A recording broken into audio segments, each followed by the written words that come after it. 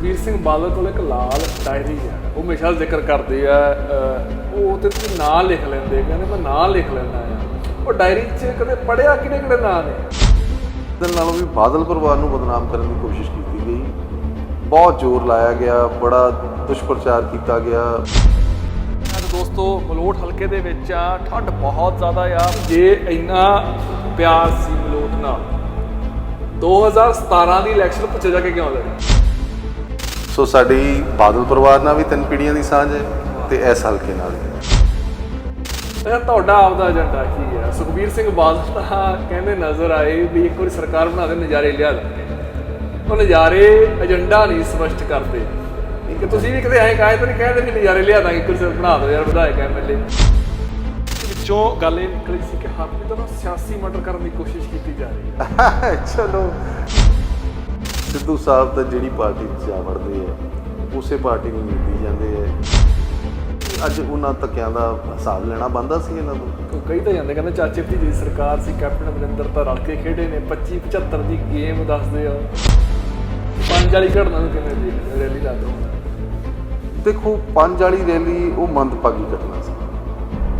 ਦੇਸ਼ ਦੇ ਪ੍ਰਧਾਨ ਮੰਤਰੀ ਨਾਲ ਜੋ ਉਸ ਦਿਨ ਹੋਇਆ ਉਹ ਹੋਣਾ ਨਹੀਂ ਚਾਹੀਦਾ ਸੀ। ਬੜਾ ਵੱਡਾ ਸਿਕਿਉਰਿਟੀ ਲੈਪ ਸੀ। ਮਰਡਰ ਹੁੰਦਾ ਉਸ ਤੋਂ ਕੁਝ ਦਿਨ ਪਹਿਲਾਂ ਹੀ ਇਸੇ ਡਰਾਇੰਗ ਰੂਮ 'ਚੋਂ ਸਾਨੂੰ ਮਿਲਣ ਆਇਆ ਸੀ। ਅੱਛਾ। ਆਪ ਸਾਨੂੰ ਮਿਲ ਕੇ ਗਿਆ। ਮਨਕੀਰਤ ਔਲਖ ਨਾਲ ਸੀ, ਜਿੱਥੇ ਲੋਕਾਂ ਨੂੰ ਕਦੇ ਜਵਾਬ ਨਹੀਂ ਦਿੰਦੇ ਸੀ, ਆਪਦੇ ਜੀਵਨ ਸਾਥੀ ਨੂੰ ਕਦੇ ਜਵਾਬ ਨਹੀਂ ਦਿੱਤਾ ਸੀ। 5 ਵਾਰ ਮੁੱਖ ਮੰਤਰੀ ਰਹੇ ਨੇ, ਪਰ ਉਹ ਘਰੇ ਨਹੀਂ ਜਾਂ ਜਿਵੇਂ ਕਦੇ ਘਰੇ ਨਹੀਂ ਚੱਲਦੀ। ਘਰੇ ਬੀਬੀ ਜੀ ਚੱਲਦੀ ਸੀ, ਬੀਬੀ ਜੀ ਦੀ ਚੱਲਦੀ ਸੀ ਹਮੇਸ਼ਾ। ਪਰ ਮੁੱਖ ਮੰਤਰੀ ਤਾਂ ਇਹ ਕਹਿੰਦੇ ਨਜ਼ਰ ਆਏ ਨਾ ਵੀ ਕਿਸੇ ਤਰ੍ਹਾਂ ਦੀ ਕੋਈ ਗੱਲ ਹੀ ਨਹੀਂ ਹੋਈ, ਕਿਸੇ ਨੇ ਰੋੜਾ ਨਹੀਂ ਮਾਰਿਆ, ਕੋਈ ਨੇੜੇ ਨਹੀਂ ਗਿਆ। ਜੇ ਕੋਈ ਨੇੜੇ ਗਿਆ ਤਾਂ ਬੀਜੇਪੀ ਵਾਲੇ ਸੀ। ਵੀ ਵਿਰੋਧੀ ਕਾਹਦਾ ਰੌਲਾ ਪਾਈ ਜਾਂਦਾ? ਦੇਖੋ ਜਿਹਨੇ ਨਹੀਂ ਮੰਨਣਾ ਉਹਨੇ ਨਹੀਂ ਮੰਨਣਾ। ਕੱਲ ਨੂੰ ਜੇ ਕੋਈ ਰੋੜਾ ਮਾਰ ਦਿੰਦਾ ਤਾਂ ਇਹਨਾਂ ਨੇ ਕਹਿਣਾ ਸੀ ਰੋੜਾ ਹੀ ਮਾਰਿਆ, ਗੋਲੀ ਤਾਂ ਨਹੀਂ ਮਾਰੀ। ਲੋਕਾਂ 'ਚ ਗੁੱਸਾ ਪਾਇਆ ਜਾ ਰਿਹਾ ਅਕਾਲੀ ਦਲ 'ਤੇ, ਚਾਹੇ ਉਹ ਕਿਸਾਨੀ ਅੰਦੋਲਨ, ਚਾਹੇ ਜਿਸ ਤਰੀਕੇ ਨਾਲ ਭਾਜਪਾ ਦਾ ਰਿਸ਼ਤਾ ਰਿਹਾ ਉਸ ਨੂੰ ਲੈ ਕੇ ਵੀ। ਉਹਨੂੰ ਕਿਵੇਂ ਫਿਰ ਉਸ ਪਰਸੈਪਸ਼ਨ ਨੂੰ ਕਿਵੇਂ ਤੋੜੋਗੇ? ਉਹਨੂੰ ਵੀ ਪਤਾ ਲੱਗ ਜਾਂਦਾ ਤੇ ਆਪਾਂ ਨੂੰ ਵੀ ਪਤਾ ਲੱਗ ਜਾਂਦਾ ਵੀ ਪ੍ਰਧਾਨ ਮੰਤਰੀ ਦੀ ਸੋਚ ਪੰਜਾਬ ਲਈ ਕੀ ਹੈ। ਇਹ ਮੈਨੂੰ ਐਂ ਕਿਉਂ ਲੱਗੀ ਜਾਂਦਾ ਵੀ ਹਜੇ ਤੱਕ ਰਿਸ਼ਤਾ ਬਰਕਰਾਰ ਹੈ ਤੁਹਾਡਾ? ਇਹ ਆਪਸ਼ਨ ਦਿੱਤੀ ਗਈ ਹੈ, ਉਹਦੀ ਚੋਇਸ ਹੈ। ਉਹ ਜੇ ਪੰਜਾਬ 'ਚ ਪੜ੍ਹਨਾ ਚਾਹੁੰਦਾ ਇੱਥੇ ਵੀ ਪੜ੍ਹ ਸਕਦਾ, ਚੰਡੀਗੜ੍ਹ ਪੜ੍ਹਨਾ ਚਾਹੁੰਦਾ ਹੈ ਉੱਥੇ ਵੀ ਪੜ੍ਹ ਸਕਦਾ। ਉਹ 10 ਲੱਖ ਰੁਪਏ ਨਾਲ ਉਹ ਜਿੱਥੇ ਚਾਹੁੰਦਾ ਹੈ ਉੱਥੇ ਪੜ੍ਹ ਸਕਦਾ। ਸਾਹਮਣੇ ਇੱਕ ਐਮਐਲਏ ਸਾਹਿਬ ਆਪਦਾ ਕਾਫਲਾ ਲੈ ਕੇ ਆ ਰਹੇ ਸੀਗੇ। ਅੱਛਾ। ਮੈਂ ਉਹਨਾਂ ਦਾ ਨਾਂ ਲੈਤਾ, ਉਹਨਾਂ ਦਾ ਧੰਨਵਾਦ ਕਰਤਾ ਵੀ ਤੁਸੀਂ ਕਾਫਲਾ ਲੈ ਕੇ ਆਏ ਹੋ। ਠੀਕ ਹੈ। ਤੇ ਉਸ ਤੋਂ ਬਾਅਦ ਮੈਂ ਬਸ ਵਾਹਿਗੁਰੂ ਜੀ ਕਾ ਖਾਲਸਾ ਵਾਹਿਗੁਰੂ ਜੀ ਕੀ ਫਤਿਹ। ਬਚਾਅ ਹੋ ਗਿਆ, ਸਾਹਮਣੇ ਕੋਈ ਐਮਐਲਏ ਆ ਰਿਹਾ ਸੀਗਾ। ਬਸ ਜੋ ਅਮੈਂਡਮੈਂਟਸ ਨਹੀਂ ਕੀਤੀਆਂ ਗਈਆਂ ਤਾਂ ਪਹਿਲਾਂ ਬੀਬਾ ਜੀ ਨੇ ਅਸਤੀਫਾ ਵੀ ਦਿੱਤਾ। ਉਸ ਤੋਂ ਬਾਅਦ ਬਿੱਲ ਪਾਸ ਹੋਣ ਤੋਂ ਪਹਿਲਾਂ ਫਿਰ ਅਸਤੀਫਾ ਜਦੋਂ ਦੇ ਦਿੱਤਾ ਸੀ ਉਸ ਤੋਂ ਬਾਅਦ ਅਲਾਇੰਸ ਵੀ ਤੋੜ ਦਿੱਤਾ। ਪਰ ਉਸ ਅਸਤੀਫੇ ਨੂੰ ਸਵੀਕਾਰ ਲੋਕਾਂ ਨੇ ਨਹੀਂ ਕੀਤਾ। ਕੰਪੀਟੀਸ਼ਨ ਤਾਂ ਜਿਵੇਂ ਮੈਂ ਪਹਿਲਾਂ ਗੱਲ ਕਰਕੇ ਹਟਿਆ ਕਿ ਪੰਜਾਬ ਦੇ ਲੋਕ ਬੀਜੇਪੀ ਨੂੰ ਵੋਟ ਨਹੀਂ ਪਾਉਣਗੇ, ਇਸ ਵਾਰੀ ਤਾਂ ਨਹੀਂ ਪਾਉਣਗੇ, ਅਗਲੀ ਵਾਰ ਦਾ ਕੀ ਕਹਿ ਸਕਦੇ। ਜਿਹੜੀ FIR ਹੁਣ ਦਰਜ ਕੀਤੀ ਉਹ ਵੀ ਜੇ ਇਹਨਾਂ ਕੋਲ ਸਬੂਤ ਸੀ ਜਾਂ ਦੋਸ਼ੀ ਸੀ ਮਜੀਠੀਆ ਸਾਹਿਬ ਤਾਂ ਇਹਨਾਂ ਨੂੰ ਕੀ ਲੋੜ ਪਈ? 2 DGP ਬਦਲੇ ਗਏ। ਜਿਹੜਾ DGP ਮੌਕੇ ਤੇ ਬਣਾਇਆ ਗਿਆ ਉਹਨੂੰ ਆਊਟ ਆਫ ਦਾ ਵੇ ਜਾ ਕੇ ਬਣਾਇਆ। ਸਾਬਕਾ ਐਮਐਲਏ ਨੇ ਮਲੋਟ ਦੇ ਹਰਪ੍ਰੀਤ ਸਿੰਘ ਅਕਾਲੀ ਦਲ ਤੋਂ, ਉਹਨਾਂ ਦੇ ਘਰ ਦੇ ਬਾਹਰ ਖੜੇ ਆ। ਆਓ ਚੱਲਦੇ ਆ ਤੇ ਇੰਟਰਵਿਊ ਕਰਦੇ ਆ। ਹਰਪ੍ਰੀਤ ਜੀ ਸਤਿ ਸ਼੍ਰੀ ਅਕਾਲ। ਠੀਕ ਹੋ ਜੀ? ਜੀ ਆਇਆਂ ਨੂੰ ਬਹੁਤ ਬਹੁਤ ਸ਼ੁਕਰੀਆ। ਸਤਿ ਸ਼੍ਰੀ ਅਕਾਲ ਤੁਹਾਡੇ ਸਾਰੇ ਲੋਕ। ਸੋ ਹਰਪ੍ਰੀਤ ਜੀ, ਸਾਡਾ ਜਿਹੜਾ ਕਨਸੈਪਟ ਆ ਉਹ ਕਿੱਸਾ, ਮਤਲਬ ਪੋਲੀਟੀਕਲ ਆਪਾਂ ਜਿਹੜਾ ਚੀਰ ਫੜ ਕਰਨਾ ਜ਼ਰੂਰੀ ਹੈ ਕਿਉਂਕਿ ਮਹੀਨਾ ਕੁ ਰਹਿ ਗਿਆ। ਪਰ ਨਾਲ ਨਾਲ ਵੀ ਹਰਪ੍ਰੀਤ ਕਿਸ ਤਰੀਕੇ ਦੇ ਨਾਲ ਪੋਲਿਟਿਕਸ 'ਚ ਆਇਆ, ਅਕਾਲੀ ਦਲ ਲਈ ਕਿਉਂ ਚੁਣਿਆ, ਜਾਂ ਬੈਕਗਰਾਊਂਡ ਕੀ ਆ, ਉਹ ਸਾਰਾ ਕੁਝ ਜਾਣਨ ਦੀ ਵੀ ਅਸੀਂ ਜਿਹੜੀ ਕਿ ਕੋਸ਼ਿਸ਼ ਕਰਦੇ ਹਾਂ ਤੇ ਸਰੋਤਿਆਂ ਨੂੰ ਵੀ ਦੱਸਦੇ ਹਾਂ ਵੀ ਉਮੀਦਵਾਰ ਜਿਹੜੇ ਲੜ ਰਹੇ ਨੇ ਉਹ ਕਿਵੇਂ ਤਿਆਰੀ ਕਰਦੇ ਨੇ। ਹਾਂਜੀ। ਸੋ ਸਭ ਤੋਂ ਪਹਿਲਾਂ ਤੁਸੀਂ ਆਪਣਾ ਤਾਰਫ ਜ਼ਰੂਰ ਕਰਾਓ ਵੀ ਹਰਪ੍ਰੀਤ ਅਕਾਲੀ ਦਲ ਨਾਲ ਕਿਵੇਂ ਜੁੜਿਆ, ਹਰਪ੍ਰੀਤ ਦਾ ਪਿਛੋਕੜ ਕੀ ਹੈ? ਜਿਵੇਂ ਕਿ ਤੁਸੀਂ ਦੇਖ ਸਕਦੇ ਹੋ ਜੀ, ਇਹ ਮੇਰੇ ਦਾਦਾ ਜੀ ਦੀ ਤਸਵੀਰ ਇੱਧਰ ਲੱਗੀ ਹੋਈ ਹੈ, ਸੂਬੇਦਾਰ ਸਰਦਾਰ ਤੇਜਾ ਸਿੰਘ ਜੀ ਦੀ। ਜੀ। ਸਭ ਤੋਂ ਪਹਿਲਾਂ ਇਹ ਬਾਲ ਸਾਹਿਬ ਨਾਲ ਜੁੜੇ ਮੇਰੇ ਦਾਦਾ ਜੀ। ਸਾਡੀ ਕਦੋਂ ਦੀ ਗੱਲ ਹੈ ਇਹ? 1957 ਚ ਜਦੋਂ ਇਲੈਕਸ਼ਨ ਹੋਇਆ ਸੀਗਾ। ਠੀਕ ਹੈ। ਉਦੋਂ ਦੇ ਸੰਬੰਧ ਬਾਦਲ ਸਾਹਿਬ ਨਾਲ ਜੁੜੇ ਮੇਰੇ ਦਾਦਾ ਜੀ ਦੇ ਜੀ। ਤੇ ਮਲੋਟ ਹਲਕੇ ਨਾਲ ਵੀ ਉਹ ਪਹਿਲਾ ਇਲੈਕਸ਼ਨ ਜਿਹੜਾ ਇੱਥੋਂ ਮਲੋਟ ਹਲਕੇ 'ਚ ਲੜੇ ਸੀਗੇ ਤੇ ਇੱਥੋਂ ਹੀ ਐਮਐਲਏ ਬਣੇ ਸੀ। ਅੱਛਾ। ਸੋ ਸਾਡੀ ਬਾਦਲ ਪਰਿਵਾਰ ਨਾਲ ਵੀ 3 ਪੀੜ੍ਹੀਆਂ ਦੀ ਸਾਂਝ ਹੈ ਤੇ ਇਸ ਹਲਕੇ ਨਾਲ ਵੀ। ਠੀਕ ਹੈ। ਦਾਦਾ ਜੀ ਤੋਂ ਬਾਅਦ ਫਿਰ ਮੇਰੇ ਫਾਦਰ ਸਾਹਿਬ ਸਰਦਾਰ ਸੁਜਾਨ ਸਿੰਘ ਜੀ। ਇਹ ਫੌਜ 'ਚ ਰਹੇ ਨੇ? ਹਾਂਜੀ, ਇਹ ਬ੍ਰਿਟਿਸ਼ ਆਰਮੀ 'ਚ ਸੀਗੇ, ਠੀਕ ਹੈ, ਕਿਉਂਕਿ 1957 ਤੋਂ ਪਹਿਲਾਂ 1957 'ਚ ਤਾਂ ਇਹ ਐਮਐਲਏ ਬਣ ਗਏ ਸੀਗੇ ਜੀ ਜੀ ਜੀ ਤੇ ਆਜ਼ਾਦੀ ਤੋਂ ਪਹਿਲਾਂ ਫਿਰ ਇਹ ਅੰਗਰੇਜ਼ ਫੌਜ 'ਚ ਸੀਗੇ।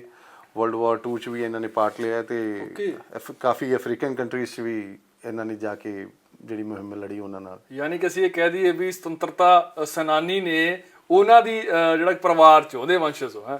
ਅੱਛਾ, ਅੱਗੇ ਆਪਣੇ ਸਰਦਾਰ ਸਾਹਿਬ ਨੇ ਤੁਹਾਡੇ?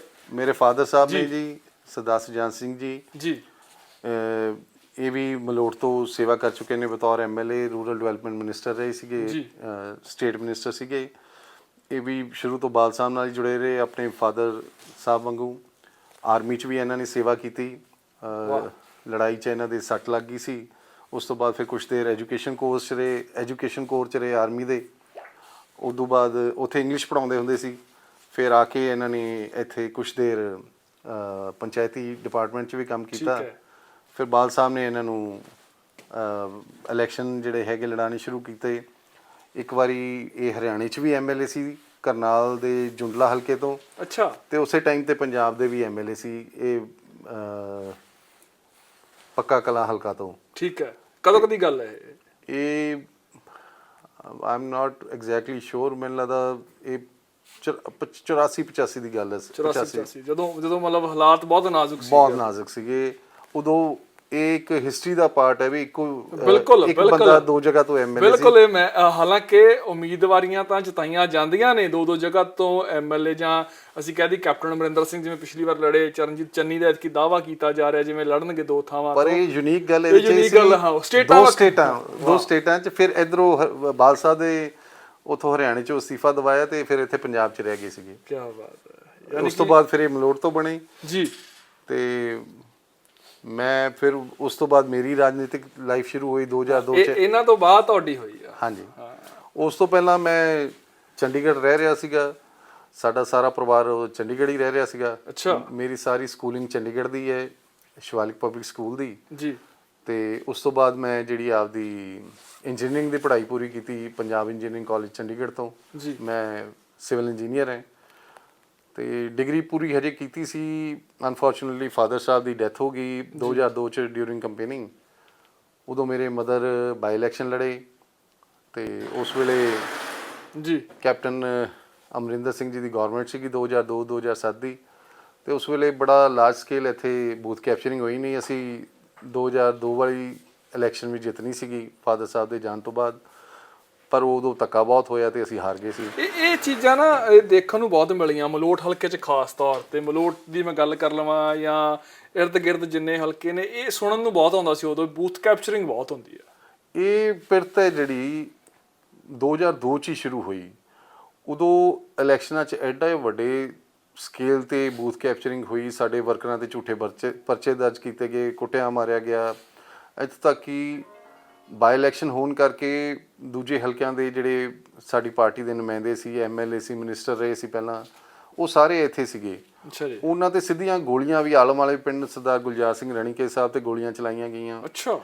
ਆਪਣੇ ਸਰਦਾਰ ਜੋਰਾ ਸਿੰਘ ਜੀ ਮਾਨ ਸਾਹਿਬ ਜੋ ਆਪਣੇ ਵਿੱਚ ਹੁਣ ਨਹੀਂ ਹੈਗੇ, ਉਹਨਾਂ ਦੇ ਲੱਖੇ ਵਾਲੀ ਡਿਊਟੀ ਸੀ, ਉੱਥੇ ਵੀ ਫਾਇਰਿੰਗ ਹੋਈ। ਸਾਡੇ ਵਰਕਰ ਸੀ ਸਰਦਾਰ ਰੂਪ ਸਿੰਘ ਜੀ ਆਲਮ ਵਾਲੇ ਪਿੰਡ ਤੋਂ, ਉਹਨਾਂ ਦੇ ਫਾਇਰ ਵੱਜਿਆ ਸੀਗਾ। ਇੱਥੇ ਸ਼ਹਿਰ 'ਚੋਂ ਸਾਡਾ ਨੌਜਵਾਨ ਸਾਥੀ ਹੈਗਾ ਬਿੱਟੂ ਪੰਜਾਵਾ, ਉਹਦੇ ਆਪਣੇ ਕਿਰਚ ਮਾਰੀ ਗਈ, ਉਹਦੇ ਕਾਫੀ ਵੱਡਾ ਜ਼ਖਮ ਹੋ ਗਿਆ ਸੀ ਲੁਧਿਆਣੇ। ਮਤਲਬ ਉਹ 2002 ਦੀ ਇਲੈਕਸ਼ਨ 'ਚ ਉਦੋਂ ਸਰਕਾਰ ਵੀ ਕਾਂਗਰਸ ਦੀ ਬਣੀ ਸੀ, ਕੈਪਟਨ ਅਮਰਿੰਦਰ ਸਿੰਘ ਤੋਂ ਮੁੱਖ ਮੰਤਰੀ, ਪ੍ਰਧਾਨ ਰਾਮ ਸਿੰਘ ਜੀ ਦੇ, ਉਹਨਾਂ ਦੇ ਸਾਰੇ ਪਰਿਵਾਰ ਤੇ ਮਤਲਬ ਹਜ਼ਾਰਾਂ ਸਾਡੇ ਵਰਕਰਾਂ ਤੇ ਕੁੱਟਮਾਰ ਵੀ ਹੋਈ, ਪਰਚੇ ਵੀ ਦਰਜ ਹੋਏ ਤੇ ਫਿਰ ਜਾ ਕੇ ਕਿਤੇ ਕਾਂਗਰਸ ਨੇ ਉਹ ਇਲੈਕਸ਼ਨ ਜਿੱਤਿਆ ਸੀਗਾ। ਤੁਸੀਂ ਪਹਿਲਾਂ ਇਹਨਾਂ ਨੇ ਸਾਰਾ ਦੱਸਤਾ ਵੀ ਕਾਂਗਰਸ ਜਿੱਤੀ ਕਿਵੇਂ ਸੀ ਮਲੋਟ ਤੋਂ ਖਾਸ ਤੌਰ ਤੇ। ਅੱਛਾ, ਅੱਗੇ ਚੱਲਦੇ ਆ। ਇਹ ਫੋਟੋ ਤਾਂ ਬੀਬੀ ਸੁਰਿੰਦਰ ਕੌਰ ਬਾਦਲ ਨੇ, ਹਾਂਜੀ ਹਾਂਜੀ ਬਿਲਕੁਲ, ਇਹ ਮੇਰੇ ਮੈਂਟਰ ਨੇ। ਜੀ ਜੀ ਜੀ। ਇਹ ਦੱਸਿਆ ਜਾਂਦਾ ਵੀ ਹਰਪ੍ਰੀਤ ਜਾਂ ਮਲੋਟ ਹਲਕੇ ਦੇ ਬੜੇ ਨਜ਼ਦੀਕ ਸੀਗੇ, ਇਹ ਮੈਨੂੰ ਸੁਣਨ ਚ ਆਇਆ। ਉਹਨਾਂ ਦੇ ਕਰੀਬੀ ਸੀ, ਉਹਨਾਂ ਦੀ ਜਿੰਦ ਜਾਨ ਸੀ ਮਲੋਟ ਹਲਕਾ, ਮਲੋਟ ਸ਼ਹਿਰ, ਮਲੋਟ ਹਲਕਾ। ਉਹਨਾਂ ਨੇ ਬੜੇ ਪਿਆਰ ਨਾਲ, ਇਹ ਪਹਿਲਾਂ ਕਾਂਗਰਸੀ ਹਲਕਾ ਗਿਣਿਆ ਜਾਂਦਾ ਸੀ ਜੀ, ਤੇ ਬੀਬੀ ਜੀ ਨੇ ਬੜੇ ਪਿਆਰ ਨਾਲ, ਸਤਿਕਾਰ ਨਾਲ ਇੱਕ ਵੋਟ ਤੇ ਕੰਮ ਕਰਕੇ ਇਸ ਹਲਕੇ ਨੂੰ ਅੱਜ ਸ਼੍ਰੋਮਣੀ ਅਕਾਲੀ ਦਲ ਦਾ ਹਲਕਾ ਬਣਾਤਾ ਹੈ। ਬਹੁਤ ਮਿਹਨਤ ਕੀਤੀ ਹੈ ਇਹਨਾਂ ਨੇ, ਪਰਿਵਾਰਕ ਸੰਬੰਧ ਬਣਾਏ। ਇੱਕ ਜੀ ਹੈ ਜਿਹੜਾ ਇੱਥੇ ਸ਼ਹਿਰ 'ਚ ਜਿਹੜਾ ਸਾਡਾ ਵਰਕਰ ਹੈ, ਉਹ ਇਹ ਸਮਝਦਾ ਸੀ ਵੀ ਮੈਂ ਬੀਬੀ ਜੀ ਦੇ ਬਹੁਤ ਨਜ਼ਦੀਕੀ ਹਾਂ ਤੇ ਸੀ ਵੀ। ਬੀਬੀ ਜੀ ਦੁੱਖ ਸੁੱਖ 'ਚ ਵੀ ਸ਼ਰੀਕ ਹੁੰਦੇ ਸੀ ਤੇ ਕੰਮਕਾਰ ਵੀ ਕਰਾਉਂਦੇ ਸੀ। ਸ਼ਹਿਰ ਦੀ ਡਿਵੈਲਪਮੈਂਟ 'ਚ, ਪਿੰਡਾਂ ਦੀ ਡਿਵੈਲਪਮੈਂਟ 'ਚ ਬਹੁਤ ਵੱਡਾ ਯੋਗਦਾਨ ਹੈ ਉਹਨਾਂ ਦਾ। ਅੱਛਾ, ਕਿ ਪ੍ਰਧਾਨ ਸਾਹਿਬ ਆ ਗਏ ਤੁਹਾਡੇ? ਹਾਂਜੀ ਹਾਂਜੀ, ਪ੍ਰਧਾਨ ਸਾਹਿਬ ਦੀ ਨਾਲ ਹੈਗੀ ਇਹ ਫੋਟੋ। ਇਹ ਆਪਣੇ 2016 ਇਲੈਕਸ਼ਨਾਂ ਤੋਂ ਪਹਿਲਾਂ ਬਠਿੰਡੇ ਇੱਕ ਪ੍ਰੋਗਰਾਮ ਸੀਗਾ, ਰਿਫਾਈਨਰੀ ਦਾ ਇਥਨੋਲ ਪਲਾਂਟ ਦਾ ਉਦਘਾਟਨ ਸੀਗਾ, ਰਿਫਾਈਨਰੀ ਨਾਲ ਰਿਲੇਟਡ ਸੀ। ਠੀਕ ਹੈ। ਉੱਥੇ ਅਸੀਂ ਬੈਠੇ ਸੀ, ਗੱਲਾਂ ਚੱਲ ਰਹੀਆਂ ਸੀ। ਹਰਪ੍ਰੀਤ ਜੀ ਕਾਫੀ ਫਰਕ ਆ ਗਿਆ, ਦਾੜੀ ਵਾਵਾ ਕਾਲੀ ਹੁਣ ਵਾਵਾ ਚਿੱਟੀ ਹੋ ਗਈ। ਤਕਰੀਬਨ 20 ਸਾਲ ਹੋ ਗਏ, 20 ਸਾਲ ਹੋ ਗਏ ਮੈਨੂੰ ਇੱਥੇ ਬਲੌਰ 'ਚ। ਤੇ ਸ਼ੁਰੂ ਤਾਂ ਮੈਂ ਬਹੁਤ ਥੋੜੀ ਦਾੜੀ ਸੀ ਤੇ ਹੁਣ ਚਿੱਟੀ ਦਾੜੀ ਤੱਕ ਪਹੁੰਚ ਗਿਆ। ਇਹ ਫੋਟੋ ਕਦੋਂ ਦੀ ਹੈ ਜੀ? ਇਹ 2006 ਮਾਗੀ ਦੇ ਮੇਲੇ ਤੇ ਮਾਗੀ ਦੀ ਕਾਨਫਰੰਸ ਤੇ ਠੀਕ ਹੈ, ਸੁਖਬੀਰ ਜੀ ਦਾ ਸਵਾਗਤ ਕੀਤਾ ਸੀ ਯੂਥ ਅਕਾਲੀ ਦਲ ਨੇ। ਅੱਛਾ, ਬਾਈ ਰੋਜ਼ੀ ਉਦੋਂ ਪ੍ਰਧਾਨ ਸੀਗੇ, ਬਾਈ ਬੰਟੀ ਹੋਰੀ, ਹੋ ਰਹੀ ਹੈ, ਇਹ ਸਾਰੇ ਵਿੱਕੀ ਵੀ ਹੈ, ਵਿੱਕੀ ਮਿੱਟੂ ਖੇੜਾ ਜੀ ਹੈ, ਕਮਲ ਪ੍ਰਧਾਨ ਹੈ, ਜਗਮੀਤ ਨਾਨਕਪੁਰਾ, ਸਾਰੀ ਸਾਡੀ ਟੀਮ ਹੈ। ਅੱਛਾ, ਇਹ ਅਸੀਂ ਉੱਥੇ ਸਵਾਗਤ ਕੀਤਾ ਸੀ ਸਰਦਾਰ ਸੁਖਬੀਰ ਸਿੰਘ ਜੀ ਬਾਲ ਸਾਹਿਬ ਦਾ 2006 ਵਾਲੀ ਮਾਗੀ ਕਾਨਫਰੰਸ ਤੇ। ਅੱਛਾ, ਜਦੋਂ ਵਿੱਕੀ ਦਾ ਜਦੋਂ ਕਤਲ ਹੁੰਦਾ ਆ, ਜਦੋਂ ਸੁਣਦੇ ਹੋ ਖਬਰ, ਕਿੰਨਾ ਕੁ ਦੁੱਖ ਲੱਗਿਆ ਸੀ? ਬਹੁਤ ਦੁੱਖ ਲੱਗਿਆ। ਸਾਡਾ ਭਰਾ ਸੀ, ਬੜਾ ਨਜ਼ਦੀਕੀ ਸਾਥੀ ਸੀ। ਉਸ ਤੋਂ ਕੁਝ ਦਿਨ ਪਹਿਲਾਂ ਹੀ ਜਦੋਂ ਉਹਦਾ ਮਰਡਰ ਹੁੰਦਾ, ਉਸ ਤੋਂ ਕੁਝ ਦਿਨ ਪਹਿਲਾਂ ਹੀ ਇਸੇ ਡਰਾਇੰਗ ਰੂਮ 'ਚੋਂ ਸਾਨੂੰ ਮਿਲਣ ਆਇਆ ਸੀ। ਅੱਛਾ, ਹਾਂ, ਸਾਨੂੰ ਮਿਲ ਕੇ ਗਿਆ। ਮਨਕੀਰਤ ਔਲਖ ਨਾਲ ਸੀ।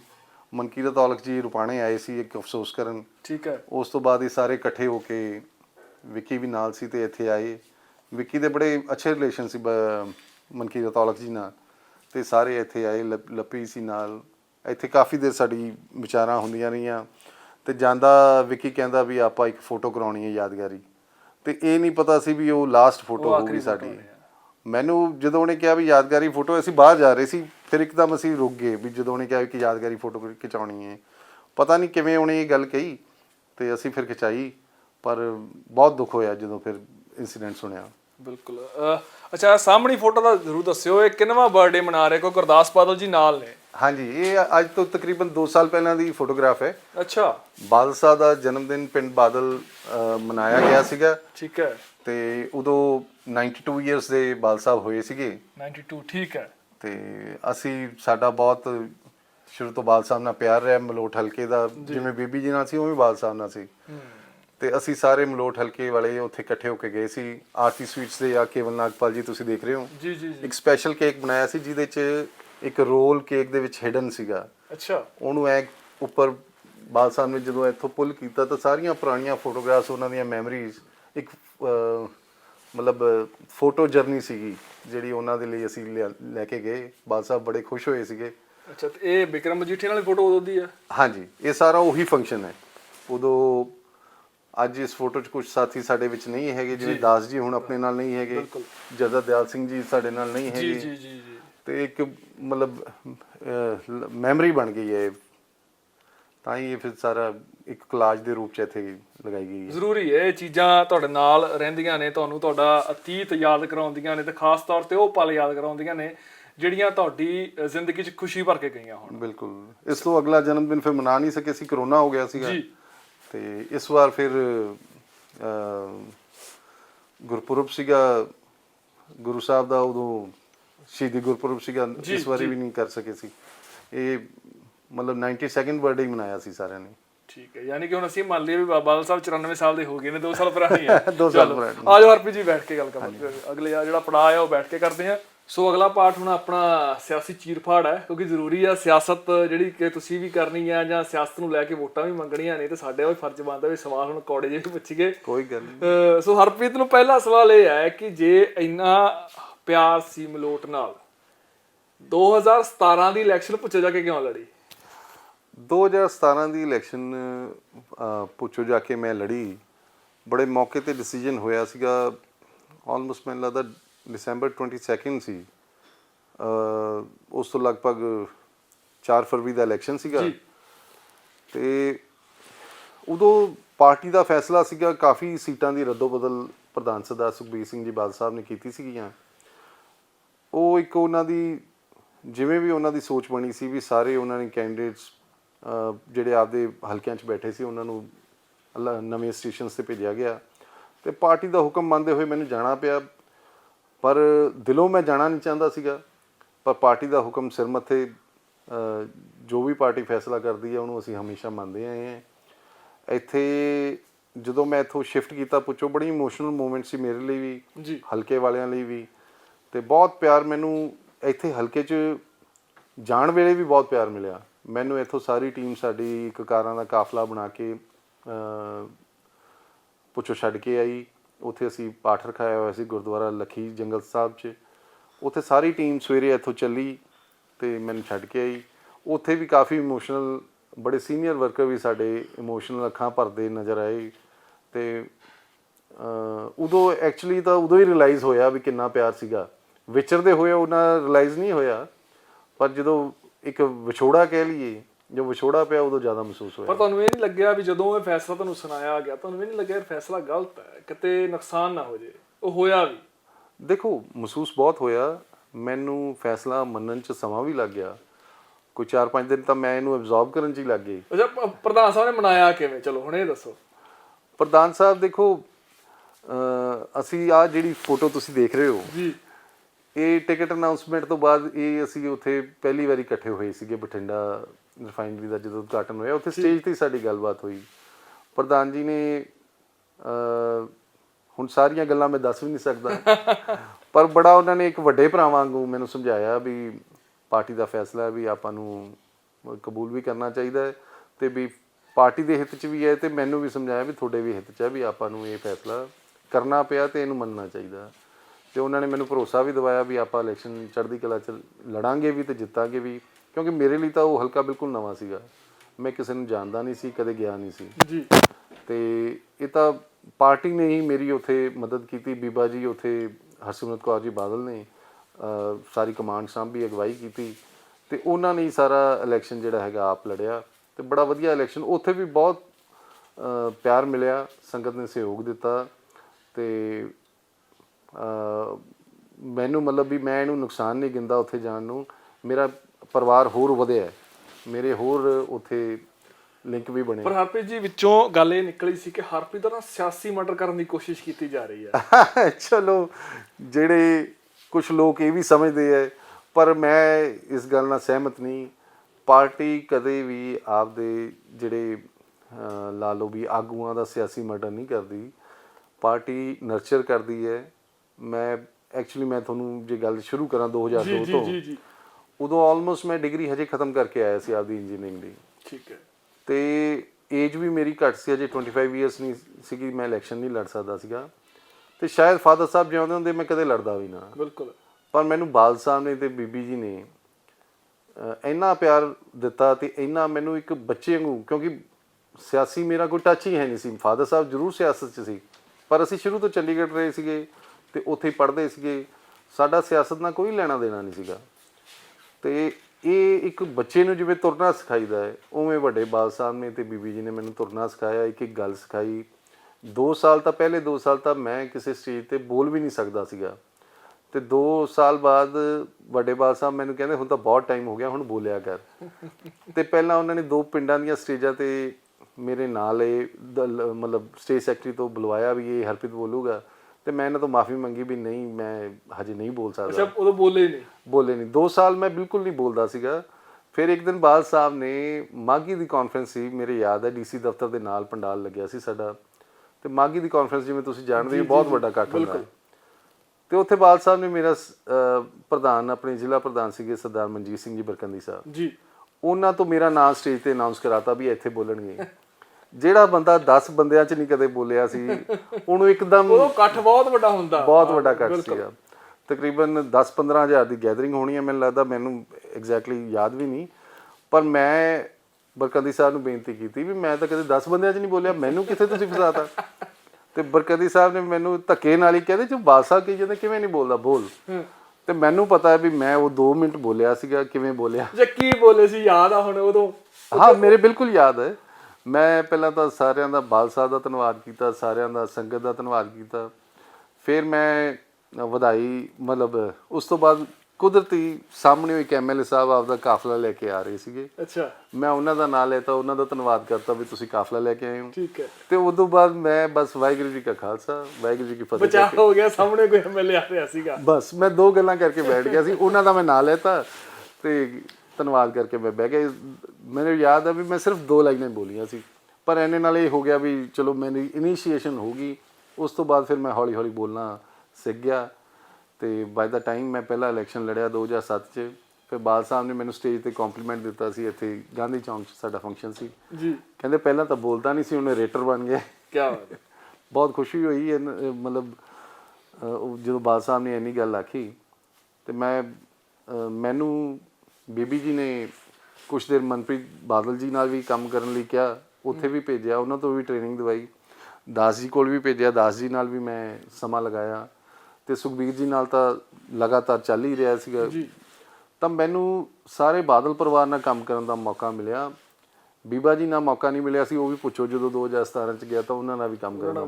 ਯਾਨੀ ਕਿ ਤੁਸੀਂ ਪੂਰੇ ਪਰਿਵਾਰ ਨਾਲ ਵਿਚਰੇ ਹੋ, ਕੰਮ ਪੂਰੇ ਪਰਿਵਾਰ ਨਾਲ ਕੀਤਾ, ਮੈਂਟਰ ਤੁਹਾਡਾ ਪੂਰਾ ਪਰਿਵਾਰ ਹੀ ਰਿਹਾ। ਬੇਸ਼ੱਕ ਅੱਜ ਮਨਪ੍ਰੀਤ ਬਾਦਲ ਜਾਂ ਗੁਰਦਾਸ ਬਾਦਲ ਜੀ ਦੀ ਗੱਲ ਕਰ ਲਈਏ, ਥੋੜਾ ਜਿਹਾ ਵਖਰੇਵੇਂ ਆ ਗਏ ਸੀ, ਪਰ ਤੁਹਾਡੇ ਮੈਂਟਰ ਰਹੇ ਨੇ। ਹਾਂ, ਸ਼ੁਰੂ ਚ ਮੈਨੂੰ ਬੀਬੀ ਜੀ ਨੇ ਭੇਜਿਆ ਉਹਨਾਂ ਕੋਲ। ਅੱਛਾ। ਬੀਬੀ ਜੀ ਨੇ ਮੈਨੂੰ ਦਾਸ ਜੀ ਕੋਲ ਭੇਜਿਆ, ਤੇ 1 ਮਹੀਨਾ ਮੈਂ ਤਕਰੀਬਨ ਉਹਨਾਂ ਦੇ ਨਾਲ ਹੀ ਟੂਰ ਕਰਦਾ ਰਿਹਾ।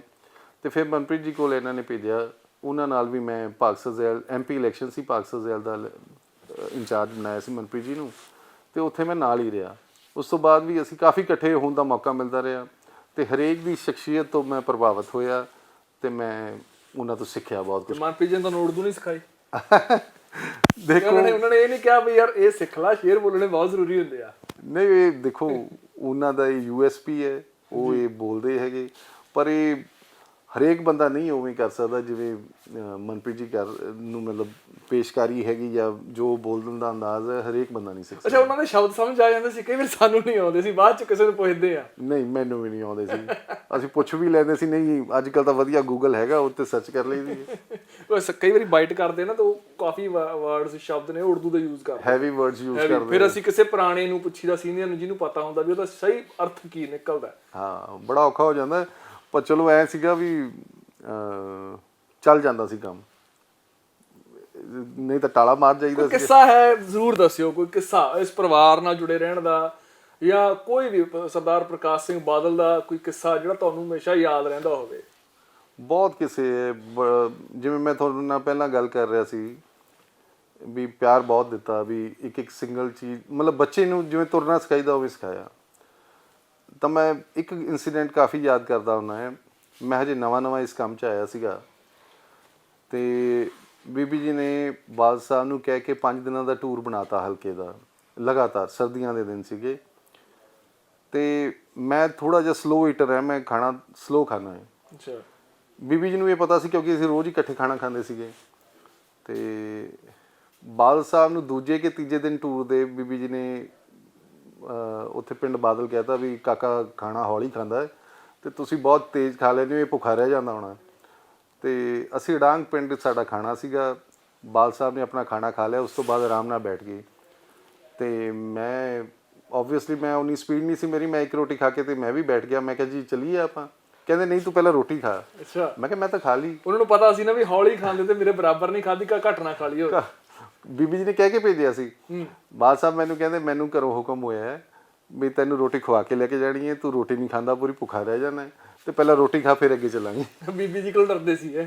ਬੀਬੀ ਜੀ ਨਾਲ ਡਰ ਤਾਂ ਨਹੀਂ ਮੈਂ ਕਹੂੰਗਾ, ਪਰ ਬੀਬੀ ਜੀ ਨਾਲ ਪਿਆਰ ਬਹੁਤ ਸੀਗਾ। ਹੁੰਦਾ ਇੱਕ ਪਰਿਵਾਰ ਦੇ ਵਿੱਚ। ਬਾਲ ਸਾਹਿਬ ਕਦੇ ਬੀਬੀ ਜੀ ਦਾ ਕਿਆ ਨਹੀਂ ਮੋੜਦੇ ਸੀ। ਜੇ ਕੋਈ ਬੀਬੀ ਜੀ ਮਤਲਬ ਇਹੋ ਜੀ ਗੱਲ ਵੀ ਕਹਿੰਦੇ ਜਿਹੜੀ ਪੂਰੀ ਨਹੀਂ ਹੋ ਸਕਦੀ, ਤਾਂ ਬਾਲ ਸਾਹਿਬ ਕੁਛ ਦੇਰ ਤਾਂ ਮਨਾਉਣ ਦੀ ਕੋਸ਼ਿਸ਼ ਕਰਦੇ ਵੀ ਨਹੀਂ ਇਹ ਪੂਰੀ ਨਹੀਂ ਹੋ ਸਕਦੀ, ਪਰ ਅਖੀਰ ਬੀਬੀ ਜੀ ਦੀ ਗੱਲ ਉਹ ਮੰਨ ਜਾਂਦੇ ਸੀਗੇ। ਬੜੇ ਇਨਸੀਡੈਂਟ ਇਹੋ ਜਿਹੇ ਹੈਗੇ। ਇੱਕ ਛੋਟਾ ਜਿਹਾ ਇਨਸੀਡੈਂਟ ਇਹੋ ਜਿਹਾ ਵੀ ਮੈਂ ਦੱਸਦਾ। ਇੱਕ ਵਾਰੀ ਮੈਂ ਤੇ ਬੀਬੀ ਜੀ ਬਾਲਾਸਰ ਸੈਰ ਕਰ ਰਹੇ ਸੀਗੇ, ਤੇ ਬਾਲਾਸਰ ਫਾਰਮ ਹਾਊਸ ਦੀ ਜਿਹੜੀ ਲਿੰਕ ਰੋਡ ਤੋਂ ਸੜਕ ਜਾਂਦੀ ਹੈ ਫਾਰਮ ਹਾਊਸ ਨੂੰ, ਉਹ ਤਕਰੀਬਨ ਮੈਨੂੰ ਲੱਗਦਾ 1.5 ਕਿਲੋਮੀਟਰ ਲੰਬੀ ਹੈ, ਆਉਣ ਜਾਣ ਕਾਫੀ ਲੰਬਾ ਬਣ ਜਾਂਦਾ ਹੈ। ਤੇ ਮੈਂ ਤੇ ਬੀਬੀ ਜੀ ਉੱਥੇ ਸੈਰ ਕਰ ਰਹੇ ਸੀਗੇ, ਮਤਲਬ ਦਿਨ ਢਲਦਾ ਜਾਂਦਾ ਸੀਗਾ, ਤੇ ਬਾਲ ਸਾਹਿਬ ਪਤਾ ਨਹੀਂ ਕਿੱਥੋਂ ਥੱਕੇ ਥੁੱਕੇ ਆਏ ਸੀਗੇ ਕਾਰਾਂ ਤੇ, ਸਾਨੂੰ ਉਹ ਘਰ ਦੀ ਐਂਟਰੀ ਤੇ ਮਿਲ ਗਏ। ਅੱਛਾ। ਤੇ ਬੀਬੀ ਜੀ ਨੇ ਬਾਲ ਸਾਹਿਬ ਨੂੰ ਕਿਹਾ, ਕਹਿੰਦੇ ਉਤਰੋ ਸੈਰ ਕਰੋ। ਬਾਲ ਸਾਹਿਬ ਕਹਿੰਦੇ ਮੈਂ ਤਾਂ ਬਹੁਤ ਦੂਰੋਂ ਆਇਆ, ਮੈਂ ਥੱਕਿਆ, ਵੀ ਆ ਕਾਕਾ ਹੈਗਾ ਸੈਰ ਕਰ ਲਓ। ਤੇ ਬੀਬੀ ਜੀ ਸੀਗੇ। ਅਖੀਰ ਬਾਲ ਸਾਹਿਬ ਨੂੰ ਉਤਰਨਾ ਪਿਆ। ਇੱਕ ਗੇੜਾ ਤਾਂ ਉਹਨਾਂ ਨੇ ਸਾਡੇ ਨਾਲ ਲਾਇਆ। ਜਦੋਂ ਦੂਜਾ ਗੇੜਾ ਆਇਆ ਕਹਿੰਦੇ ਮੈਂ ਤਾਂ ਬਸ ਹੁਣ ਬਹੁਤ ਸੈਰ ਕਰ ਲਈ, ਕਾਕਾ ਹੈਗਾ ਇਹਦੇ ਨਾਲ ਹੀ ਕਰੋ, ਮੈਂ ਬਹੁਤ ਕਰ ਲਈ। ਕੀ ਬਾਤ ਹੈ। ਸੋ ਇਹ ਵੀ ਬੜੀ ਸਿੱਖਣ ਵਾਲੀ ਗੱਲ ਸੀ ਵੀ ਆਪਣੇ ਜੀਵਨ ਸਾਥੀ ਨੂੰ ਬਾਲ ਸਾਹਿਬ ਕਦੇ ਜਿੱਥੇ ਲੋਕਾਂ ਨੂੰ ਕਦੇ ਜਵਾਬ ਨਹੀਂ ਦਿੰਦੇ ਸੀ, ਆਪਦੇ ਜੀਵਨ ਸਾਥੀ ਨੂੰ ਵੀ ਕਦੇ ਜਵਾਬ ਨਹੀਂ ਦਿੱਤਾ ਸੀ। ਮਤਲਬ 5 ਵਾਰ ਮੁੱਖ ਮੰਤਰੀ ਰਹੇ ਨੇ, ਪਰ ਉਹ ਘਰੇ ਨਹੀਂ, ਆਪਾਂ ਜਿਵੇਂ ਕਦੇ ਘਰੇ ਨਹੀਂ ਚੱਲਦੀ, ਘਰੇ ਬੀਬੀ ਜੀ ਚੱਲਦੀ ਸੀ, ਬੀਬੀ ਜੀ ਦੀ ਚੱਲਦੀ ਸੀ ਹਮੇਸ਼ਾ। ਹਰਪ੍ਰੀਤ ਜੀ, ਕਿਵੇਂ ਦੇਖੀਏ, ਤੁਹਾਨੂੰ ਕੀ ਲੱਗਦਾ ਵੀ ਲੋਕ ਤੁਹਾਨੂੰ ਸਵੀਕਾਰ ਕਰਨਗੇ ਐਤਕੀ? ਦੇਖੋ, ਮੈਂ ਪਿਛਲੇ 5 ਸਾਲਾਂ ਤੋਂ ਜਿਵੇਂ 2017 ਚ ਤੁਸੀਂ ਕਿਹਾ ਵੀ ਪੁੱਛੋ ਚਲੇ ਗਏ ਸੀ, ਜੀ ਤੇ ਮੈਂ ਅਗਸਤ ਚ ਵਾਪਸ ਆ ਗਿਆ ਸੀ। ਸੈਪਟੰਬਰ ਚ ਅਸੀਂ ਰੈਲੀ ਕੀਤੀ 2017 ਦੀ, ਤੇ ਸੁਖਬੀਰ ਜੀ ਆਏ ਸੀਗੇ ਇੱਥੇ, ਬੜਾ ਭਰਵਾਂ ਇਕੱਠ ਹੋਇਆ ਸੀ, ਲੋਕਾਂ ਨੇ ਬੜਾ ਹੁੰਗਾਰਾ ਦਿੱਤਾ। ਤੇ ਉਸ ਸਮੇਂ ਤੋਂ ਹੀ ਇੱਕ ਸੈਕਿੰਡ ਇਨਿੰਗ ਲਗਾ ਲਓ, ਇਵਨ 4-4.5 ਸਾਲ ਹੋ ਗਏ ਲਗਾਤਾਰ ਇੱਥੇ ਹੀ ਫੀਲਡ 'ਚ ਵਿਚਰ ਰਹੇ ਹਾਂ, ਤੇ ਬਹੁਤ ਪਿਆਰ ਮੈਨੂੰ ਲੱਗਦਾ ਸਰਕਾਰ 'ਚ ਜਦੋਂ ਮੈਂ MLA ਸੀ ਉਸ ਨਾਲੋਂ ਵੀ ਵੱਧ ਪਿਆਰ ਮੈਨੂੰ ਪਿਛਲੇ ਸਮੇਂ ਦੌਰਾਨ ਮਿਲਿਆ ਹੈ। ਤੇ ਹੁਣ ਵੀ ਐਡਾ ਵਧੀਆ ਰਿਸਪਾਂਸ, ਇੰਨਾ ਪਿਆਰ ਦੇ ਰਹੇ ਲੋਕ, ਤੇ ਸਵੀਕਾਰ ਤਾਂ ਮੈਨੂੰ ਮਤਲਬ ਸਵੀਕਾਰ ਤਾਂ ਕਦੇ ਕੀਤਾ ਹੀ ਨਹੀਂ ਸੀਗਾ। ਤੇ ਮੈਨੂੰ ਉਮੀਦ ਹੈ ਵੀ ਪਰਮਾਤਮਾ ਦੀ ਮਿਹਰ ਨਾਲ, ਸੰਗਤ ਦੇ ਸਹਿਯੋਗ ਨਾਲ ਬੜੀ ਵਧੀਆ ਲੀਡ ਨਾਲ ਇੱਥੋਂ ਜਿੱਤ ਕੇ ਜਾਵਾਂਗੇ। ਪਰ ਇਹ ਵੀ ਕਿਹਾ ਜਾ ਰਿਹਾ ਕਿਤੇ ਨਾ ਕਿਤੇ ਲੋਕਾਂ 'ਚ ਗੁੱਸਾ ਪਾਇਆ ਜਾ ਰਿਹਾ ਅਕਾਲੀ ਦਲ ਲਈ, ਚਾਹੇ ਉਹ ਕਿਸਾਨੀ ਅੰਦੋਲਨ ਹੈ, ਚਾਹੇ ਜਿਸ ਤਰੀਕੇ ਨਾਲ ਭਾਜਪਾ ਨਾਲ ਰਿਸ਼ਤਾ ਰਿਹਾ ਉਸ ਨੂੰ ਲੈ ਕੇ ਵੀ, ਉਹਨੂੰ ਕਿਵੇਂ ਫਿਰ ਉਸ ਪਰਸੈਪਸ਼ਨ ਨੂੰ ਕਿਵੇਂ ਤੋੜੋਗੇ? ਦੇਖੋ, ਪਰਸੈਪਸ਼ਨ ਲੋਕਾਂ ਦੀ ਬਣਾਈ ਗਈ ਹੈ। ਕਿਸਾਨੀ ਅੰਦੋਲਨ ਦੀ ਜਿਵੇਂ ਤੁਸੀਂ ਗੱਲ ਕੀਤੀ, ਸ਼੍ਰੋਮਣੀ ਅਕਾਲੀ ਦਲ ਨੇ ਆਪ ਦਾ ਜਿਹੜਾ ਹੈਗਾ ਰੋਲ ਅਦਾ ਕੀਤਾ ਕਿਸਾਨੀ ਅੰਦੋਲਨ ਨੂੰ ਸਕਸੈਸਫੁਲ ਬਣਾਉਣ ਲਈ। ਸਾਡੇ ਵਰਕਰ ਦਿੱਲੀ ਵੀ ਜਾਂਦੇ ਰਹੇ ਹੈ। ਜਿਹੜੀ BJP ਨਾਲ ਸਾਂਝ ਸਾਡੀ ਪੁਰਾਣੀ ਸੀਗੀ, ਸ਼ੁਰੂ 'ਚ ਸ਼੍ਰੋਮਣੀ ਅਕਾਲੀ ਦਲ ਨੇ ਜਿੰਨੀ ਦੇਰ ਤੱਕ ਖੇਤੀ ਬਿੱਲਾਂ ਬਾਰੇ ਨਹੀਂ ਪਤਾ ਸੀ ਇਹਦੀ ਹਮਾਇਤ ਵੀ ਕੀਤੀ। ਪਰ ਉਸ ਤੋਂ ਬਾਅਦ ਜਦੋਂ ਕਿਸਾਨ ਜਥੇਬੰਦੀਆਂ ਮਿਲੀਆਂ ਸਰਦਾਰ ਸੁਖਬੀਰ ਸਿੰਘ ਜੀ ਬਾਦਲ ਸਾਹਿਬ ਨੂੰ, ਤੇ ਉੱਥੇ ਉਹਨਾਂ ਨੇ ਗੱਲ ਰੱਖੀ ਵੀ ਇਹਦੇ 'ਚ ਆ ਕਮੀਆਂ ਹੈ, ਅਸੀਂ ਉਹ ਕਮੀਆਂ ਦੂਰ ਕਰਾਉਣ ਦੀ ਕੋਸ਼ਿਸ਼ ਕੀਤੀ। ਜਿਹਦੇ 'ਚ ਪਹਿਲਾ ਕੰਮ ਤਾਂ ਕਿਸਾਨ ਜਥੇਬੰਦੀਆਂ ਨੇ ਕਿਹਾ ਸੀਗਾ ਵੀ ਐਗਰੀਕਲਚਰ ਮਿਨਿਸਟਰ ਬਿਆਨ ਦੇਣ। ਸੁਖਬੀਰ ਜੀ ਨੇ ਉਹ ਬਿਆਨ ਦਵਾਇਆ। ਫਿਰ ਉਹਦੇ 'ਤੇ ਸੈਟਿਸਫੈਕਸ਼ਨ ਨਹੀਂ ਹੋਈ ਤਾਂ ਫਿਰ ਲਿਖਤੀ ਮੰਗਿਆ, ਕਿਸਾਨ ਜਥੇਬੰਦੀਆਂ ਨੇ ਲਿਖਤੀ ਲਿਆ ਕੇ ਦਿੱਤਾ। ਉਸ 'ਤੇ ਵੀ ਸੈਟਿਸਫੈਕਸ਼ਨ ਨਾ ਹੋਈ, ਕੁਛ ਅਮੈਂਡਮੈਂਟਸ ਕਹੀਆਂ ਗਈਆਂ ਵੀ ਬਿੱਲਾਂ 'ਚ ਹੋਣੀਆਂ ਚਾਹੀਦੀਆਂ। ਉਹ ਸੁਖਬੀਰ ਜੀ ਨੇ ਮਤਲਬ ਐਗਰੀਕਲਚਰ ਮਿਨਿਸਟਰ ਨਾਲ, ਅਮਿਤ ਸ਼ਾਹ ਜੀ ਨਾਲ, ਸਾਰਿਆਂ ਨਾਲ, ਮਤਲਬ BJP ਦੇ ਸੀਨੀਅਰ ਬੰਦਿਆਂ ਨਾਲ ਗੱਲਬਾਤ ਕੀਤੀ। ਤੇ ਜਦੋਂ ਉਹਨਾਂ ਵੱਲੋਂ ਵਿਸ਼ਵਾਸ ਦਿਵਾਇਆ ਗਿਆ ਵੀ ਅਸੀਂ ਕਰਾਂਗੇ ਅਮੈਂਡਮੈਂਟ, ਪਰ ਅਖੀਰਲੇ ਟਾਈਮ 'ਤੇ ਆਰਡੀਨੈਂਸ ਤੋਂ ਬਾਅਦ ਜਦੋਂ ਬਿੱਲ ਪੇਸ਼ ਹੋਇਆ, ਜੋ ਅਮੈਂਡਮੈਂਟਸ ਨਹੀਂ ਕੀਤੀਆਂ ਗਈਆਂ, ਤਾਂ ਪਹਿਲਾਂ ਬੀਬਾ ਜੀ ਨੇ ਅਸਤੀਫਾ ਵੀ ਦਿੱਤਾ। ਉਸ ਤੋਂ ਬਾਅਦ ਬਿੱਲ ਪਾਸ ਹੋਣ ਤੋਂ ਪਹਿਲਾਂ ਫਿਰ ਅਸਤੀਫਾ ਜਦੋਂ ਦੇ ਦਿੱਤਾ ਸੀ, ਉਸ ਤੋਂ ਬਾਅਦ ਅਲਾਇੰਸ ਵੀ ਤੋੜਤਾ। ਪਰ ਉਸ ਅਸਤੀਫੇ ਨੂੰ ਸਵੀਕਾਰ ਲੋਕਾਂ ਨੇ ਨਹੀਂ ਕੀਤਾ। ਉਹ ਕਹਿੰਦੇ ਜੋ ਲੋਕਾਂ ਦੇ ਜਾਂ ਕਿਸਾਨਾਂ ਦਾ ਜੋ ਉਸ ਵਕਤ ਸ਼ਬਦੀ ਹਮਲਾ ਅਕਾਲੀ ਦਲ ਤੇ ਸੀ ਜਾਰੀ ਰਿਹਾ, ਉਹ ਬਿਲਕੁਲ ਵੀ ਚੀਚੀ ਨੂੰ ਖੂਨ ਲਾ ਲਿਆ ਹੁਣ ਤਾਂ। ਨਹੀਂ, ਦੇਖੋ, ਉਹਨਾਂ ਦਾ ਰੋ ਮਤਲਬ ਗਾਈਡ ਕੀਤਾ ਗਿਆ। ਸ਼ੁਰੂ 'ਚ ਜਿਹੜਾ ਸਾਰਾ ਕਿਸਾਨ ਅੰਦੋਲਨ ਦਾ ਰੋਹ ਹੈ, ਉਹ ਇਕੱਲਾ ਬਾਦਲ ਪਰਿਵਾਰ ਨੂੰ ਨਿਸ਼ਾਨਾ ਬਣਾਇਆ ਜਾ ਰਿਹਾ ਸੀ। ਉਦੋਂ ਤੱਕ ਕਿਸੇ ਦਾ ਮਕਸਦ, ਜਿਹੜੇ ਮਤਲਬ ਬੰਦੇ ਗਾਈਡ ਕਰਨ ਦੀ ਕੋਸ਼ਿਸ਼ ਕਰ ਰਹੇ ਸੀ, ਉਹਨਾਂ ਦਾ ਮਕਸਦ ਕਿਸਾਨੀ ਅੰਦੋਲਨ ਨਾਲ ਹੈ ਹੀ ਨਹੀਂ ਸੀਗਾ। ਤੁਸੀਂ ਕਹਿ ਰਹੇ ਹੋ ਰਾਜਨੀਤਿਕ ਮੋਟੀਵੇਟਡ ਸੀਗੇ? ਹਾਂ, ਕੁਝ ਬੰਦੇ, ਨਹੀਂ ਸਾਰੀ ਜਥੇਬੰਦੀਆਂ ਜਾਂ ਪ੍ਰਧਾਨਾਂ ਦੀ ਗੱਲ ਨਹੀਂ ਕਰ ਰਿਹਾ। ਧਰਨਾ ਲੱਗਿਆ ਰਿਹਾ ਉੱਥੇ, ਨਹੀਂ, ਮੈਂ ਉਹਦੀ ਗੱਲ ਨਹੀਂ ਕਰ ਰਿਹਾ। ਪਰ ਜਿਹੜੇ ਬੰਦੇ ਉਸ ਗੱਲ ਨੂੰ ਗਾਈਡ ਕਰਨ ਦੀ ਕੋਸ਼ਿਸ਼ ਕਰ ਰਹੇ ਸੀ, ਕੁਝ ਹੋਰ ਬੰਦੇ, ਮੈਂ ਯੂਨੀਅਨਸ ਬਾਰੇ ਗੱਲ ਨਹੀਂ ਕਰ ਰਿਹਾ, ਅੰਦੋਲਨ ਬਾਰੇ ਗੱਲ ਨਹੀਂ ਕਰ ਰਿਹਾ, ਪਰ ਕੁਝ ਬੰਦੇ ਇਸ ਗੱਲ ਨੂੰ ਹਾਈਜੈਕ ਕਰਕੇ ਬਾਦਲ ਪਰਿਵਾਰ ਦੇ ਖਿਲਾਫ ਹੀ ਬਣਾਉਣਾ ਚਾਹੁੰਦੇ ਸੀਗੇ, ਤੇ ਉਹ ਕਾਫੀ ਹੱਦ ਤੱਕ ਕਾਮਯਾਬ ਵੀ ਹੋਏ। ਪਰ ਓਵਰ ਟਾਈਮ ਹੁਣ ਲੋਕਾਂ ਨੇ ਹੌਲੀ-ਹੌਲੀ ਰਿਅਲਾਈਜ਼ ਕੀਤਾ ਹੈ ਵੀ ਦੇਸ਼ 'ਚ ਸਿਰਫ ਕੋਈ ਇਹੋ ਜਿਹਾ ਐਗਜ਼ਾਮਪਲ ਹੋਰ ਨਹੀਂ ਹੈ ਵੀ ਕਿਸੇ ਯੂਨੀਅਨ ਕੈਬਨਿਟ ਮਿਨਿਸਟਰ ਨੇ ਅਸਤੀਫਾ ਦਿੱਤਾ ਹੋਵੇ ਕਿਸੇ ਵੀ ਗੱਲ ਨੂੰ ਲੈ ਕੇ। ਇਹ ਇੱਕੋ ਹੀ ਐਗਜ਼ਾਮਪਲ ਹੈ ਵੀ ਬੀਬਾ ਜੀ ਨੇ ਐਡੀ ਵੱਡੀ ਕੁਰਬਾਨੀ ਦਿੱਤੀ, ਕੋਈ ਪਿੰਡ ਦੀ ਮੈਂਬਰੀ ਤੋਂ ਅਸਤੀਫਾ ਨਹੀਂ ਦਿੰਦਾ। ਅੱਛਾ, ਸ਼੍ਰੋਮਣੀ ਅਕਾਲੀ ਦਲ ਨੇ ਤਾਂ ਜਿੱਥੇ ਬੀਬਾ ਜੀ ਨੇ ਆਪਣੀ ਯੂਨੀਅਨ ਕੈਬਨਿਟ ਮਿਨਿਸਟਰੀ ਛੱਡੀ, ਸੁਖਬੀਰ ਜੀ ਨੇ ਅਲਾਇੰਸ ਤੋੜਿਆ, ਪਾਰਟੀ ਪ੍ਰਧਾਨ ਨੇ, ਸਰਦਾਰ ਪ੍ਰਕਾਸ਼ ਸਿੰਘ ਜੀ ਬਾਦਲ ਸਾਹਿਬ ਨੇ ਆਪਦਾ ਜਿਹੜਾ ਆਨਰ ਸੀਗਾ, ਪਦਮ ਭੂਸ਼ਣ ਸੀਗਾ, ਉਹ ਵੀ ਵਾਪਸ ਕੀਤਾ। ਮਤਲਬ ਹੋਰ ਕੋਈ ਕਿਸੇ ਪੋਲੀਟੀਕਲ ਪਾਰਟੀ ਨੇ ਆਲ ਓਵਰ ਇੰਡੀਆ ਕਿਸੇ ਨੇ, ਫਾਰਮਿੰਗ ਕਮਿਊਨਿਟੀ UP 'ਚ ਵੀ ਹੈ, ਹਰਿਆਣੇ 'ਚ ਵੀ ਹੈ, ਕਿਸੇ ਨੇ ਅਸਤੀਫਾ ਨਹੀਂ ਦਿੱਤਾ ਇਸ ਅੰਦੋਲਨ ਦੇ ਹੱਕ 'ਚ, ਕਿਸੇ ਨੇ ਆਪਣਾ ਅਹੁਦਾ ਨਹੀਂ ਛੱਡਿਆ। ਬਾਵਜੂਦ ਇਸ 'ਤੇ ਪ੍ਰਚਾਰ ਬਹੁਤ ਹੋਇਆ, ਪਰ ਹੁਣ ਵਿਦ ਟਾਈਮ ਲੋਕ ਸਮਝ ਗਏ ਹੈ ਹੁਣ ਉਹ ਗੱਲ ਨਹੀਂ ਹੈ, ਪਹਿਲਾਂ ਵਾਲੀ ਗੱਲ ਨਹੀਂ ਹੈ। ਕਹਿੰਦੇ ਲੋਕ ਸਵੀਕਾਰ ਕਰਨਗੇ ਕਿ ਅਕਾਲੀ ਬਸਪਾ ਨੂੰ ਸਵੀਕਾਰ ਕਰਨਗੇ। ਬਿਲਕੁਲ ਕਰਨਗੇ। ਇਹ ਗੱਲ ਜਿਹੜੀ ਹੈਗੀ ਸਾਹਮਣੇ ਆ ਜੂਗੀ। ਆਪਣੀ ਜਦੋਂ 10 ਮਾਰਚ ਨੂੰ ਰਿਜ਼ਲਟ ਆਣਗੇ ਤੁਸੀਂ ਦੇਖੋ। ਹਰਪ੍ਰੀਤ ਵੈਸੇ ਇਲੈਕਸ਼ਨ ਐਤਕੀ ਬਹੁਤ ਜ਼ਿਆਦਾ ਦਿਲਚਸਪ ਨੇ। ਪਹਿਲਾਂ ਅਕਾਲੀ ਭਾਜਪਾ, ਕਾਂਗਰਸ, ਆਮ ਆਦਮੀ ਪਾਰਟੀ ਸੀ, ਹੁਣ ਅਕਾਲੀ ਬਸਪਾ ਹੋ ਗਏ, ਕਾਂਗਰਸ ਹੋ ਗਈ, ਆਮ ਆਦਮੀ ਪਾਰਟੀ ਹੋ ਗਈ, ਭਾਜਪਾ ਵੱਖਰੀ ਹੋ ਗਈ, ਕੈਪਟਨ ਅਮਰਿੰਦਰ ਸਿੰਘ ਭਾਜਪਾ 'ਚ ਜਾ ਵੜੇ, ਕਿਸਾਨਾਂ ਨੇ ਆਪਦਾ ਮੋਰਚਾ ਖੋਲ ਰਿਹਾ। ਕੀ ਲੱਗਦਾ ਹੈ ਤੇ ਕੀ ਤੁਹਾਨੂੰ ਕੀ ਲੱਗਦਾ, ਤੁਹਾਡਾ ਤਜਰਬਾ ਕੀ ਕਹਿੰਦਾ ਵੀ ਕੀ ਹੋਣ ਵਾਲਾ ਹੈ ਭਵਿੱਖ 'ਚ? ਦੇਖੋ, ਜੋ ਮੇਰਾ ਤਜਰਬਾ ਕਹਿੰਦਾ ਹੈ ਵੀ ਹਜੇ ਆਉਣ ਵਾਲੇ 10-15 ਦਿਨਾਂ 'ਚ ਸਿਆਸੀ ਹਾਲਾਤ ਹੋਰ ਬਦਲਣਗੇ ਤੇ ਕਾਂਗਰਸ ਦੀ ਜਦੋਂ ਲਿਸਟ ਆਏਗੀ ਉਦੋਂ ਕਾਫੀ ਕੈਂਡੀਡੇਟਸ ਦੀ ਲਿਸਟ ਆਏਗੀ, ਉਦੋਂ ਕਾਫੀ ਕਾਂਗਰਸੀ ਜਿਹੜੇ ਟੁੱਟ ਕੇ ਉਹ ਅਲੱਗ-ਅਲੱਗ ਪਾਰਟੀਆਂ 'ਚ ਜਾਣਗੇ। ਤੁਹਾਡੇ ਵੀ ਗਏ ਨੇ ਟੋੜਾ ਪਰਿਵਾਰ 'ਚੋਂ, ਤੁਹਾਡੇ ਬੜੇ ਨਜ਼ਦੀਕੀ ਮੰਨੇ ਜਾਂਦੇ ਨੇ। ਬਿਲਕੁਲ ਬਿਲਕੁਲ।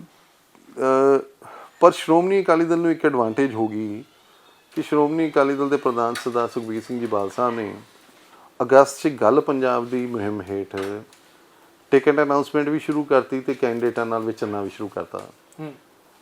ਮਲੋਟ ਹਲਕੇ ਦੀ ਮੈਂ ਗੱਲ ਕਰਾਂ ਤਾਂ 23 ਅਗਸਤ ਨੂੰ ਇੱਥੇ ਸਾਡੀ ਟਿਕਟ ਅਨਾਉਂਸ ਹੋ ਗਈ ਸੀ ਤੇ ਸਾਡਾ ਬਹੁਤ ਵੱਡਾ ਪ੍ਰੋਗਰਾਮ ਹੋਇਆ ਸੀ। ਬਹੁਤ ਜਲਦੀ ਅਨਾਉਂਸ ਕਰਤੀ ਸੀ। ਬਹੁਤ ਜਲਦੀ 23 ਅਗਸਤ ਨੂੰ ਅਨਾਉਂਸ ਕਰਤੀ ਸੀ। ਤਾਂ ਸਾਡੇ ਕੈਂਡੀਡੇਟਸ ਨੂੰ ਲੋਕਾਂ 'ਚ ਵਿਚਰਨ ਦਾ, ਲੋਕਾਂ ਨਾਲ ਸੰਪਰਕ ਬਣਾਉਣ ਦਾ ਬਹੁਤ ਖੁੱਲ੍ਹਾ ਟਾਈਮ ਮਿਲ ਗਿਆ। ਤੇ ਜਿਹੜੀ ਦੂਜੀਆਂ ਪਾਰਟੀਆਂ ਹੈ, ਆਪ ਪਾਰਟੀ ਦੇ ਵੀ ਕੈਂਡੀਡੇਟਸ ਹੁਣ ਤਕਰੀਬਨ ਆਹੀ 15 ਕੁ ਦਿਨ ਹੋਏ ਅਨਾਉਂਸਮੈਂਟਾਂ ਸ਼ੁਰੂ ਹੋਈਆਂ ਤੇ ਕਾਂਗਰਸ ਦੀ ਹਜੇ ਹੋਈਆਂ ਹੀ ਨਹੀਂ। ਜਿਹੜਾ ਬੀਜੇਪੀ ਤੇ ਕੈਪਟਨ ਸਾਹਿਬ ਦਾ ਅਲਾਈਅੰਸ ਹੈ ਉਹਨਾਂ ਦਾ ਵੀ ਹਜੇ ਕੋਈ ਕੈਂਡੀਡੇਟ ਨਹੀਂ ਆਇਆ। ਬੀਜੇਪੀ ਨੂੰ ਕਿੰਨਾ ਸਟਰੋਂਗ ਮੰਨਦੇ ਹੋ ਐਤਕੀ? ਕੈਪਟਨ ਅਮਰਿੰਦਰ, ਸੁਖਦੇਵ ਸਿੰਘ ਢੀਂਡਸਾ ਹਾਲਾਂਕਿ ਅਕਾਲੀ ਦਲ ਚੋਂ ਗਏ ਨੇ, ਬਹੁਤ ਵੱਡੇ ਲੀਡਰ ਅਕਾਲੀ ਦਲ 'ਚ ਵੀ ਹੁੰਦੇ ਤੇ ਵੈਸੇ ਵੀ ਨੇ, ਕਿਰਦਾਰ ਦੇ ਵੀ ਤੇ ਵੈਸੇ ਵੀ। ਕੀ ਲੱਗਦਾ ਹੈ ਕੰਪੀਟੀਸ਼ਨ ਕਿੱਡਾ ਤਕੜਾ ਦੇਣਗੇ? ਮੈਨੂੰ ਨਹੀਂ ਲੱਗਦਾ ਕੋਈ ਖਾਸ ਕੰਪੀਟੀਸ਼ਨ ਦੇ ਪਾਉਣਗੇ ਕਿਉਂਕਿ ਬੀਜੇਪੀ ਭਾਵੇਂ ਤਿੰਨੋਂ ਖੇਤੀ ਕਾਨੂੰਨ ਵਾਪਸ ਹੋ ਗਏ ਨੇ ਪਰ ਲੋਕਾਂ ਦਾ ਰੋਹ ਹਜੇ ਵੀ ਬੀਜੇਪੀ ਦੇ ਖਿਲਾਫ ਪੰਜਾਬ 'ਚ ਤਾਂ ਹੈਗਾ। ਬਾਕੀ ਸਟੇਟਸ ਦਾ ਨਹੀਂ ਮੈਂ ਕਹਿ ਸਕਦਾ ਪਰ ਪੰਜਾਬ 'ਚ ਅੱਜ ਵੀ ਲੋਕ ਬੀਜੇਪੀ ਦੇ ਖਿਲਾਫ। 5 ਵਾਲੀ ਘਟਨਾ ਨੂੰ ਕਿਵੇਂ ਦੇਖਦੇ ਹੋ? ਰੈਲੀ ਰੱਦ ਹੋਣਾ, ਦੇਖੋ 5 ਵਾਲੀ ਰੈਲੀ ਉਹ ਮੰਦਭਾਗੀ ਘਟਨਾ ਸੀ। ਦੇਸ਼ ਦੇ ਪ੍ਰਧਾਨ ਮੰਤਰੀ ਨਾਲ ਜੋ ਉਸ ਦਿਨ ਹੋਇਆ ਉਹ ਹੋਣਾ ਨਹੀਂ ਚਾਹੀਦਾ ਸੀ। ਬੜਾ ਵੱਡਾ ਸਿਕਿਉਰਿਟੀ ਲੈਪਸ ਸੀ। ਕੋਈ ਉੱਥੇ ਘਟਨਾ ਇਹੋ ਜਿਹੀ ਹੋ ਜਾਂਦੀ ਅਣਸੁਖਾਵੀਂ ਤਾਂ ਪੰਜਾਬ ਜਵਾਬਦੇਹ ਸੀ। ਪੰਜਾਬ ਸਰਕਾਰ ਵੀ, ਐਡਮਿਨਿਸਟ੍ਰੇਸ਼ਨ ਵੀ ਬਹੁਤ ਉੱਥੇ ਵੱਡੀ ਗੱਲ ਬਣ ਸਕਦੀ ਸੀ। ਪਰ ਮੁੱਖ ਮੰਤਰੀ ਤਾਂ ਇਹ ਕਹਿੰਦੇ ਨਜ਼ਰ ਆਏ ਨਾ ਵੀ ਕਿਸੇ ਤਰ੍ਹਾਂ ਦੀ ਕੋਈ ਗੱਲ ਹੀ ਨਹੀਂ ਹੋਈ, ਕਿਸੇ ਨੇ ਰੋੜਾ ਨਹੀਂ ਮਾਰਿਆ, ਕੋਈ ਨੇੜੇ ਨਹੀਂ ਗਿਆ, ਜੇ ਕੋਈ ਨੇੜੇ ਗਿਆ ਤਾਂ ਬੀਜੇਪੀ ਵਾਲੇ ਸੀ। ਵੀ ਵਿਰੋਧੀ ਕਾਹਦਾ ਰੌਲਾ ਪਾਈ ਜਾਂਦੇ ਨੇ? ਦੇਖੋ, ਜਿਹਨੇ ਨਹੀਂ ਮੰਨਣਾ ਉਹਨੇ ਨਹੀਂ ਮੰਨਣਾ। ਕੱਲ ਨੂੰ ਜੇ ਕੋਈ ਰੋੜਾ ਮਾਰ ਦਿੰਦਾ ਤਾਂ ਇਹਨਾਂ ਨੇ ਕਹਿਣਾ ਸੀ ਰੋੜਾ ਹੀ ਮਾਰਿਆ, ਗੋਲੀ ਤਾਂ ਨਹੀਂ ਮਾਰੀ। ਜਿਹਨੇ ਨਹੀਂ ਮੰਨਣਾ ਉਹਨੇ ਨਹੀਂ ਮੰਨਣਾ। ਪਰ ਦੇਖੋ, ਦੇਸ਼ ਦਾ ਪ੍ਰਾਈਮ ਮਿਨਿਸਟਰ ਹੈ, ਬੜਾ ਵੱਡਾ ਸਿਕਿਉਰਿਟੀ ਲੈਪਸ ਸੀਗੀ। ਇਹ ਤਾਂ ਪਰਮਾਤਮਾ ਦਾ ਸ਼ੁਕਰ ਹੈ ਵੀ ਉੱਥੇ ਕੋਈ ਵੱਡੀ ਘਟਨਾ ਨਹੀਂ ਹੋਈ, ਨਹੀਂ ਤਾਂ ਮਤਲਬ ਇੰਨੀ ਨੇੜੇ ਫਿਰੋਜ਼ਪੁਰ ਤੋਂ ਗਾਂ ਤਾਂ ਪਾਕਿਸਤਾਨ ਸ਼ੁਰੂ ਹੋ ਜਾਂਦਾ। ਰੈਲੀ ਤਾਂ ਉਹਨਾਂ ਨੇ ਰੱਖੀ ਨਾ। ਹਾਂ, ਬੀਜੇਪੀ ਨੇ ਰੱਖੀ। ਬੀਜੇਪੀ ਨੇ ਫਿਰੋਜ਼ਪੁਰ ਰੈਲੀ ਰੱਖਣੀ। ਹਾਂ, ਰੈਲੀ ਉਹਨਾਂ ਨੇ ਰੱਖੀ ਸੀ। ਉਹਨਾਂ ਨੇ ਥਾਂ ਚੁਣੀ, ਉੱਥੇ ਮੱਥਾ ਟੇਕਣਾ ਸੀ ਹੁਸੈਨੀਵਾਲਾ ਬਾਰਡਰ ਜੀ, ਆਪਣੀ ਸ਼ਹੀਦਾਂ ਦੀ ਜਗ੍ਹਾ ਤੇ ਜਾਣਾ ਸੀ ਤੇ ਉਹਨਾਂ ਦਾ ਆਪਦੀ ਸੋਚ ਹੋਣੀ ਹੈ। ਇੱਕ ਉੱਥੇ ਪੀਜੀਆਈ ਦਾ ਸੈਟੇਲਾਈਟ ਸੈਂਟਰ ਦਾ ਵੀ ਫਾਊਂਡੇਸ਼ਨ ਸਟੋਨ ਲੇ ਹੋਣਾ ਸੀ। ਕਈ ਤਰ੍ਹਾਂ ਦੇ ਪ੍ਰੋਜੈਕਟ ਜੋ ਸੁਣਦੇ ਆ ਵੀ ਉੱਥੇ ਐਲਾਨ ਹੋਣੇ ਸੀ। 42,000 ਕਰੋੜ ਦੇ ਪ੍ਰੋਜੈਕਟ ਕਹਿ ਰਹੇ। 42,000 ਕਰੋੜ ਦੇ ਤੇ ਲੋਕਾਂ ਨੂੰ ਬੜੀਆਂ ਉਮੀਦਾਂ ਸੀ ਵੀ ਸ਼ਾਇਦ ਕਰਜ਼ੇ ਵੀ ਮਾਫ ਹੋਣਗੇ, ਹੋਰ ਬੜਾ ਕੁਝ ਹੋਊਗਾ। ਇੱਕ ਤਾਂ ਉਹ ਸਾਰੇ ਜਿਹੜੇ ਕੰਮ ਫੇਲ ਹੋ ਗਏ, ਉਹ ਕੋਈ ਐਲਾਨ ਨਹੀਂ ਹੋਇਆ। ਸੈਕਿੰਡ, ਚਲੋ ਪਰਮਾਤਮਾ ਦੀ ਮਿਹਰ ਰਹੀ ਵੀ ਕੋਈ ਅਣਸੁਖਾਵੀਂ ਘਟਨਾ ਨਹੀਂ ਹੋਈ ਪਰ ਹੋ ਸਕਦੀ ਸੀਗੀ। ਉੱਥੇ ਇਹ ਪਾਇਆ ਗਿਆ ਵੀ ਜਿਹੜੀ ਸਟੇਟ ਮਸ਼ੀਨਰੀ ਹੈ, ਭਾਵੇਂ ਸਰਕਾਰ ਹੈ ਤੇ ਭਾਵੇਂ ਐਡਮਿਨਿਸਟ੍ਰੇਸ਼ਨ ਹੈ, ਉਹ ਸੁੱਤੀ ਪਾਈ ਗਈ। ਇਹ ਤਾਂ ਕੁਦਰਤੀ ਉੱਥੇ ਕੋਈ ਵੱਡੀ ਗੱਲ ਨਹੀਂ ਬਣੀ ਪਰ ਬਣ ਸਕਦੀ ਸੀ, ਨਹੀਂ ਹੋਣਾ ਚਾਹੀਦਾ ਸੀ। ਪੰਜਾਬੀ ਵੈਸੇ ਦਿਲਦਾਰ ਨੇ, ਦਿਲਦਾਰ ਹੈ, ਬੰਦੇ ਨੂੰ ਮਹਿਮਾਨ ਸਮਝਦੇ ਆ। ਮਹਿਮਾਨ ਸਮਝਦੇ ਆ। ਜੇ ਕਿਸੇ ਨੇ ਕੋਈ ਪ੍ਰੋਟੈਸਟ ਵੀ ਕਰਨਾ ਸੀਗਾ ਤਾਂ ਉਹਦੇ ਹੋਰ ਤਰੀਕੇ ਹੋ ਸਕਦੇ ਹੈ। ਪ੍ਰਧਾਨ ਮੰਤਰੀ ਸਾਹਿਬ ਨੂੰ ਪਹੁੰਚਣ ਦੇਣਾ ਚਾਹੀਦਾ ਸੀਗਾ, ਉੱਥੇ ਵੇਖਣਾ, ਉਹ ਵੀ ਵੇਖਦੇ ਵੀ ਪੰਜਾਬੀ ਕਿੰਨੇ ਕੁ ਉਹਨਾਂ ਨਾਲ ਹੈਗੇ ਕਿ ਨਹੀਂ ਹੈਗੇ, ਉਹਨਾਂ ਨੂੰ ਵੀ ਪਤਾ ਲੱਗ ਜਾਂਦਾ ਤੇ ਆਪਾਂ ਨੂੰ ਵੀ ਪਤਾ ਲੱਗ ਜਾਂਦਾ ਵੀ ਪ੍ਰਧਾਨ ਮੰਤਰੀ ਦੀ ਸੋਚ ਪੰਜਾਬ ਲਈ ਕੀ ਹੈ। ਇਹ ਮੈਨੂੰ ਐਂ ਕਿਉਂ ਲੱਗੀ ਜਾਂਦਾ ਵੀ ਹਜੇ ਤੱਕ ਰਿਸ਼ਤਾ ਬਰਕਰਾਰ ਹੈ ਤੁਹਾਡਾ? ਜਿਹੜੀ ਗੱਲ ਤੁਸੀਂ ਕਹਿ ਰਹੇ ਹੋ, ਰਿਸ਼ਤਾ ਬਰਕਰਾਰ ਦੀ ਨਹੀਂ ਗੱਲ। ਅਸੀਂ ਤਾਂ ਇਹ ਚਾਹੁੰਦੇ ਸੀਗੇ ਵੀ ਜੇ ਅੱਜ ਪ੍ਰਧਾਨ ਮੰਤਰੀ ਦੇਸ਼ ਦਾ ਆਇਆ ਹੈ ਤਾਂ ਉਹ ਪੰਜਾਬ ਨੂੰ ਕੁਝ ਦੇ ਕੇ ਜਾਂਦਾ। ਭਾਵੇਂ ਸਾਡਾ ਤਾਂ ਇਹਦੇ 'ਚ ਸਿਆਸੀ ਨੁਕਸਾਨ ਸੀਗਾ, ਜੇ ਅੱਜ ਬੀਜੇਪੀ ਕੁਝ ਦੇ ਕੇ ਜਾਂਦੀ, ਜੇ ਵੋਟਾਂ ਉਹਨਾਂ ਨਾਲ ਜੁੜਦੀ ਜਾਂ ਉਹਨਾਂ ਦੇ ਐਮਐਲਏ ਜਿੱਦੇ, ਸਾਡਾ ਤਾਂ ਨੁਕਸਾਨ ਸੀਗਾ ਕਿਉਂਕਿ ਅਸੀਂ ਉਹਨਾਂ ਦੇ ਖਿਲਾਫ ਇਲੈਕਸ਼ਨ ਲੜ ਰਹੇ ਹਾਂ। ਪਰ ਪੰਜਾਬ ਦਾ ਕੋਈ ਫਾਇਦਾ ਹੋ ਸਕਦਾ ਸੀਗਾ। ਤੁਹਾਨੂੰ ਲੱਗਦਾ 5 ਤਰੀਕ ਤੋਂ ਬਾਅਦ ਜੇ ਬੀਜੇਪੀ ਰੈਲੀ ਕਰ ਪਾਉਂਦੀ ਜਾਂ ਨਰਿੰਦਰ ਮੋਦੀ ਰੈਲੀ ਕਰਦੇ ਤਾਂ ਸਿਨੈਰੀਓ ਕੁਝ ਹੋਰ ਹੋਣਾ ਸੀਗਾ ਐਤਕੀ, ਕੰਪੀਟੀਸ਼ਨ ਜ਼ਿਆਦਾ ਟਫ ਹੋ ਜਾਣਾ ਸੀਗਾ ਬੀਜੇਪੀ ਲਈ, ਤੁਹਾਡੇ ਲਈ ਵੀ? ਨਹੀਂ, ਇਹ ਨਹੀਂ ਅਸੀਂ ਸੋਚਦੇ। ਅਸੀਂ ਤਾਂ ਸਿਰਫ ਫਾਇਦਾ ਹੀ ਸੋਚ ਰਹੇ ਸੀਗੇ ਵੀ ਸ਼ਾਇਦ ਪੰਜਾਬ ਦਾ ਕੋਈ ਫਾਇਦਾ ਹੋ ਜਾਂਦਾ। ਕੰਪੀਟੀਸ਼ਨ ਤਾਂ ਜਿਵੇਂ ਮੈਂ ਪਹਿਲਾਂ ਗੱਲ ਕਰਕੇ ਹਟਿਆ ਵੀ ਪੰਜਾਬ ਦੇ ਲੋਕ ਬੀਜੇਪੀ ਨੂੰ ਵੋਟ ਨਹੀਂ ਪਾਉਣਗੇ, ਇਸ ਵਾਰੀ ਤਾਂ ਨਹੀਂ ਪਾਉਣਗੇ, ਅਗਲੀ ਵਾਰ ਤੱਕ ਨਹੀਂ ਕਹਿ ਸਕਦੇ। ਅਕਾਲੀ ਦਲ ਲਈ ਵੀ 2-3 ਮੁੱਦੇ ਬੜੇ ਵੱਡੇ ਨੇ। ਬੇਅਦਬੀ ਦਾ ਮੁੱਦਾ ਹੈ ਤੱਕ ਅਕਾਲੀ ਦਲ ਦੇ ਉੱਤੇ ਬਹੁਤ ਵੱਡਾ ਦਾਗ ਵਜੋਂ ਖੜਾ ਆ, ਕਿਉਂਕਿ ਪੁਰਾਣੀ ਜਦੋਂ ਸਰਕਾਰ 2017 ਚ ਕੈਪਟਨ ਅਮਰਿੰਦਰ ਸਿੰਘ ਸਹੁੰ ਚੱਕਦੇ ਨੇ ਜਾਂ ਉਦੋਂ ਲਗਾਤਾਰ ਸਟੇਜਾਂ ਤੋਂ ਇਹ ਬੋਲਿਆ ਜਾਂਦਾ ਕਿ ਪੈੜਾਂ ਇੱਧਰ ਨੂੰ ਜਾਂਦੀਆਂ ਨੇ ਬਾਦਲ ਪਿੰਡ ਤੋਂ। ਫਿਰ ਬੇਸ਼ੱਕ ਜਾਂਚ ਨਹੀਂ ਹੁੰਦੀ, ਨਵਜੋਤ ਸਿੰਘ ਸਿੱਧੂ ਇਹ ਕਹਿੰਦੇ ਨੇ ਕਿ ਚਾਚੇ ਭਤੀਜੇ ਦੀ ਸਰਕਾਰ ਸੀ, ਰਲ ਕੇ ਖੇਡਿਆ ਇਹਨਾਂ ਨੇ, ਲਗਾਤਾਰ ਤੁਹਾਨੂੰ ਘੇਰਿਆ ਜਾ ਰਿਹਾ। ਹੁਣ ਤਾਂ ਬੀਜੇਪੀ ਵਾਲੇ ਵੀ ਬੋਲਦੇ ਨਜ਼ਰ ਆਏ ਸੀਗੇ। ਦੇਖੋ, ਇਹ ਤੁਹਾਡੀ ਗੱਲ ਨਾਲ ਮੈਂ ਸਹਿਮਤ ਹਾਂ ਵੀ ਇਹਨਾਂ ਨੇ ਸਿਆਸਤ ਕੀਤੀ ਬੇਅਦਬੀ ਵਾਲੇ ਇਸ਼ੂ ਤੇ। ਇਕੱਲੇ ਕਾਂਗਰਸ ਨੇ ਨਹੀਂ, ਆਪ ਪਾਰਟੀ ਨੇ ਵੀ ਕੀਤੀ। ਬਹੁਤ ਸ਼੍ਰੋਮਣੀ ਅਕਾਲੀ ਦਲ ਨਾਲੋਂ ਵੀ ਬਾਦਲ ਪਰਿਵਾਰ ਨੂੰ ਬਦਨਾਮ ਕਰਨ ਦੀ ਕੋਸ਼ਿਸ਼ ਕੀਤੀ ਗਈ, ਬਹੁਤ ਜ਼ੋਰ ਲਾਇਆ ਗਿਆ, ਬੜਾ ਦੁਸ਼ਪ੍ਰਚਾਰ ਕੀਤਾ ਗਿਆ, ਬੜੇ ਡਰਾਮੈਟਿਕ ਹੋ ਕੇ ਵੀ ਸਿੱਧੂ ਸਾਹਿਬ ਤੇ ਹੋਰ ਲੀਡਰ ਕਰਦੇ ਰਹੇ ਹੈ। ਪਰ ਅਖੀਰ ਗੁਰੂ ਸਾਹਿਬ ਨੇ ਜਿਹੜਾ ਹੈਗਾ ਉਹ ਸਾਰਾ ਸੱਚਾਈ ਸਾਹਮਣੇ ਲਿਆਂਦੀ ਹੈ। ਮੈਂ ਜੇ ਗਲਤ ਨਹੀਂ ਹੈ ਤਾਂ ਅੱਜ ਤੋਂ ਤਕਰੀਬਨ 2 ਸਾਲ ਪਹਿਲਾਂ ਸ਼੍ਰੀ ਦਰਬਾਰ ਸਾਹਿਬ ਅੰਮ੍ਰਿਤਸਰ ਵਿਖੇ ਸਰਦਾਰ ਸੁਖਬੀਰ ਸਿੰਘ ਜੀ ਬਾਦਲ ਸਾਹਿਬ ਵੱਲੋਂ ਸਾਰੀ ਜਥੇਬੰਦੀ ਵੱਲੋਂ ਪਾਠ ਰਖਾਇਆ ਗਿਆ ਸੀ ਤੇ ਉੱਥੇ ਅਰਦਾਸ ਕੀਤੀ ਗਈ ਸੀ ਵੀ ਜਿਹਨੇ ਬੇਅਦਬੀ ਕੀਤੀ ਹੈ ਜਾਂ ਜਿਹਨੇ ਕਰਾਈ ਹੈ ਜਾਂ ਜਿਹਨੇ ਇੱਥੇ ਸਿਆਸਤ ਕੀਤੀ ਹੈ ਉਹਦਾ ਕੱਖ ਨਾ ਰਵੇ। ਇੱਕ ਮਾਫੀ ਵੀ ਮੰਗੀ ਗਈ ਸੀ ਉਦੋਂ। ਮਾਫੀ ਦੇਖੋ, ਉਹ ਮਾਫੀ ਇਸ ਗੱਲ ਦੀ ਮੰਗੀ ਗਈ ਸੀ ਵੀ ਕਿਉਂਕਿ ਉਹ ਸਾਡੀ ਸਰਕਾਰ ਦੇ ਦੌਰਾਨ ਹੋਇਆ ਸੀ, ਉਹਦਾ ਪਛਤਾਵਾ ਆ ਗਿਆ ਸੀ। ਮਾਫੀ ਫਿਰ ਲੇਟ ਕਿਉਂ ਮੰਗੀ? ਉਹ ਸਰਕਾਰ ਬਦਲ ਜਾਂਦੀ ਹੈ, ਉਦੋਂ ਵੀ 2.5-3 ਸਾਲਾਂ ਬਾਅਦ ਜਾ ਕੇ ਮਾਫੀ ਮੰਗੀ ਜਾਂਦੀ ਉਹ। ਦੇਖੋ, ਪਛਤਾਵਾ ਤਾਂ ਪਹਿਲੇ ਦਿਨ ਤੋਂ ਹੀ, ਇਸ ਗੱਲ ਦੀ ਮਾਫੀ ਤਾਂ ਅਕਾਲੀ ਦਲ ਇਸ ਗੱਲ ਤੋਂ ਸ਼ਰਮਿੰਦਾ ਤਾਂ ਪਹਿਲੇ ਦਿਨ ਤੋਂ ਹੀ ਸੀਗਾ ਵੀ ਸਾਡੇ ਰਾਜ 'ਚ ਇਹੋ ਜਿਹੀ ਗੱਲ ਹੋ ਗਈ, ਪਰ ਉਹ ਕਦੇ ਇਹੋ ਜਿਹਾ ਸਬੱਬ ਨਹੀਂ ਬਣਿਆ ਸੀਗਾ ਵੀ ਇੱਦਾਂ ਇੱਕ ਦਿਨ ਵਜੋਂ ਉਹਨੂੰ ਮਨਾ ਕੇ ਉੱਥੇ ਸਾਰੀ ਜਥੇਬੰਦੀ ਪਹੁੰਚੀ, ਜੁੱਤਿਆਂ ਦੀ ਸੇਵਾ ਵੀ ਕੀਤੀ ਗਈ, ਜੋੜੇ ਸਾਫ਼ ਕਰਨ ਦੀ, ਫਿਰ ਪਰਿਕਰਮਾ ਸਾਫ਼ ਕਰਨ ਦੀ, ਲੰਗਰ 'ਚ ਵੀ ਸੇਵਾ ਹੋਈ, ਬਰਤਨ ਸਾਫ਼ ਕਰਨ ਦੀ। ਉੱਥੇ ਇੱਕ ਪਛਤਾਤਾਪ ਦਿਵਸ ਵਜੋਂ ਸਾਰੀ ਪਾਰਟੀ ਉੱਥੇ ਗਈ। ਅਕਾਲੀ ਦਲ ਦੇ ਵਿੱਚ ਜੇ ਪਛਤਾਵਾ ਇਸ ਗੱਲ ਦਾ ਹੈ ਤਾਂ ਅਕਾਲੀ ਦਲ ਦੇ ਉਸ ਕਾਰਜਕਾਲ ਦੌਰਾਨ ਇਹ ਘਟਨਾ ਪਹਿਲੀ ਵਾਰ ਸ਼ਾਇਦ ਇਤਿਹਾਸ 'ਚ ਹੋਈ ਕਿ ਪੰਜਾਬ ਪੁਲਿਸ ਅਣਪਛਾਤੀ ਹੋ ਗਈ। ਨਹੀਂ, ਇਹਦੇ 'ਚ ਮੈਂ ਹੁਣ ਮੇਰੇ ਕੋਲ ਫੈਕਟਸ ਨਹੀਂ ਹੈ, ਪਰ ਉਹ FIR ਜੇ ਤੁਸੀਂ ਚੈੱਕ ਕਰੋਗੇ FIR 'ਚ ਨਾਂ ਸੀਗੇ ਪੁਲਿਸ ਵਾਲਿਆਂ ਦੇ, ਸਾਰੀ ਪੁਲਿਸ ਅਣਪਛਾਤੀ ਨਹੀਂ ਸੀਗੀ, ਪਰ ਜਿਹੜੇ ਉਹਦੇ 'ਚ ਕਾਫੀ ਸੀਨੀਅਰ ਬੰਦਿਆਂ ਦੇ ਨਾਂ ਸੀ। ਬਾਕੀ ਜਿਹੜੇ ਅਣਪਛਾਤੀ ਤਾਂ ਫਿਰ ਹੁੰਦਾ ਹੀ ਅਕਸਰ, ਸਾਰੇ ਤੁਸੀਂ ਪਤਾ ਨਹੀਂ ਕਿੱਥੋਂ ਕਿੱਥੋਂ ਡਿਊਟੀਆਂ ਲੱਗੀਆਂ ਹੁੰਦੀਆਂ, ਕਿੱਥੋਂ ਆਏ ਹੁੰਦੇ ਆ। ਹੁਣ ਸਾਰਿਆਂ ਦੇ ਨਾਂ, ਕੋਈ ਵੀ FIR ਤੁਸੀਂ ਲਓ ਉਹਦੇ 'ਚ ਕੁਛ ਮੇਨ ਬੰਦਿਆਂ ਦੇ ਨਾਂ ਦੇ ਨਾਲ ਬਾਕੀ ਅਣਪਛਾਤੇ ਹੀ ਹੁੰਦੇ ਹੈ। ਕੋਈ ਵੀ FIR ਹੋਵੇ, ਈਵਨ ਮੈਨੂੰ ਵੀ ਅੱਜ ਹੁਣ ਇੱਕ FIR ਦੀ ਕਾਪੀ ਮੈਂ ਅੱਜ ਹੀ ਅਰੇਂਜ ਕੀਤੀ ਸੀਗੀ, ਹਰੀਕੇ ਅਸੀਂ ਧਰਨਾ ਲਾਇਆ ਸੀਗਾ ਜੀ, ਉਹਦੀ FIR ਆਈ ਹੈ ਤੇ 50 ਕੁ ਬੰਦਿਆਂ ਦੇ ਨਾਂ ਹੈ ਤੇ 120 ਤੇ 130 ਜਿਹੜੇ ਬੰਦੇ ਆ ਉਹ ਅਣਪਛਾਤੇ ਪਾਏ ਆ ਪੁਲਿਸ ਨੇ ਉਦੋਂ ਵੀ, ਜਦ ਕਿ ਉੱਥੇ ਪਾਰਟੀ ਦੀ ਸਾਰੀ ਲੀਡਰਸ਼ਿਪ ਬੈਠੀ ਸੀ। ਸੁਖਬੀਰ ਸਿੰਘ ਬਾਦਲ ਆਪ ਬੈਠੇ ਸੀ, ਆਪ ਸੁੱਤੇ ਸੀ ਉਸ, ਮੈਨੂੰ ਯਾਦ ਰਾਤ ਰਹੇ ਸੀਗੇ, ਰਾਤ ਨੂੰ ਸੁੱਤੇ ਸੀਗੇ ਤੇ ਅਸੀਂ ਸਾਰੇ ਨਾਲ ਸੀਗੇ। ਸਾਡੇ ਉਸ FIR 'ਚ ਨਾਂ ਹੈ ਤੇ ਉਹਦੇ 'ਚ ਉਸ FIR 'ਚ ਵੀ 120 130 ਬੰਦੇ ਅਣਪਛਾਤੇ ਹੈਗੇ। ਨਸ਼ਿਆਂ ਦਾ ਮੁੱਦਾ ਵੀ ਅਕਾਲੀ ਦਲ ਨੂੰ ਬੜਾ ਘੇਰਦਾ ਯਾਰ। ਨਸ਼ਿਆਂ ਦਾ ਕੀ ਕਹਿਣਾ? ਬੇਸ਼ੱਕ ਬਿਕਰਮ ਸਿੰਘ ਮਜੀਠੀਆ ਨੂੰ ਅਸੀਂ ਕਹਿ ਦਈਏ ਕਿ ਜ਼ਮਾਨਤ ਮਿਲ ਗਈ, ਪਰ ਨਾਲ ਇਹ ਕਈ ਸ਼ਰਤਾਂ ਰੱਖੀਆਂ ਗਈਆਂ। ਜਾਂਚ ਹੈ, ਜਾਂਚ ਵਿੱਚ ਕੱਲ ਜਿਹੜਾ ਕਿ ਉਹਨਾਂ ਨੂੰ ਸ਼ਾਮਿਲ ਕਿਹਾ ਜਾ ਰਿਹਾ ਕਿ ਹੋਣਾ ਪਊਗਾ ਹਮੇਸ਼ਾ ਹੀ। ਹੈ ਤੱਕ ਜ਼ਮਾਨਤ ਮਿਲੀ ਆ, ਬਰੀ ਨਹੀਂ ਹੋਏ ਇਹ ਕਿਹਾ ਜਾਂਦਾ ਹੈ। ਦੇਖੋ, ਪਹਿਲਾਂ ਤਾਂ ਇਹ ਜਿਹੜੀ ਸਰਕਾਰ ਬਣੀ 2017 'ਚ, ਉਹ ਬਣੀ ਇਸ ਮੁੱਦੇ ਤੇ ਸੀ ਵੀ ਅਸੀਂ ਨਸ਼ੇ ਦਾ ਖਾਤਮਾ ਕਰਾਂਗੇ, ਤੇ ਦੂਜਾ ਇਹਨਾਂ ਨੇ ਮੁੱਦਾ ਸੀ ਵੀ ਅਸੀਂ ਦੋਸ਼ੀਆਂ ਨੂੰ ਫੜਾਂਗੇ ਬੇਅਦਬੀ ਕਾਂਡ ਦੇ ਤੇ ਡਰੱਗਸ ਮਾਮਲੇ ਦੇ। 5 ਸਾਲ ਹੋ ਗਏ ਸਰਕਾਰ ਨੂੰ, ਇਹ ਸਰਕਾਰ ਫੇਲ ਸਾਬਤ ਹੋਈ ਹੈ। ਨਾ ਤਾਂ ਇਹ ਦੋਸ਼ ਸਾਬਤ ਕਰਨ 'ਚ, ਪਹਿਲਾਂ ਤਾਂ ਚਲੋ ਇਹ ਕਹਿੰਦੇ ਸੀ ਵੀ ਤੁਹਾਡੀ ਅਕਾਲੀ ਦਲ ਦੀ ਸਰਕਾਰ ਹੈ, ਤੁਸੀਂ ਜਾਣ ਕੇ ਨਹੀਂ ਕਰ ਰਹੇ।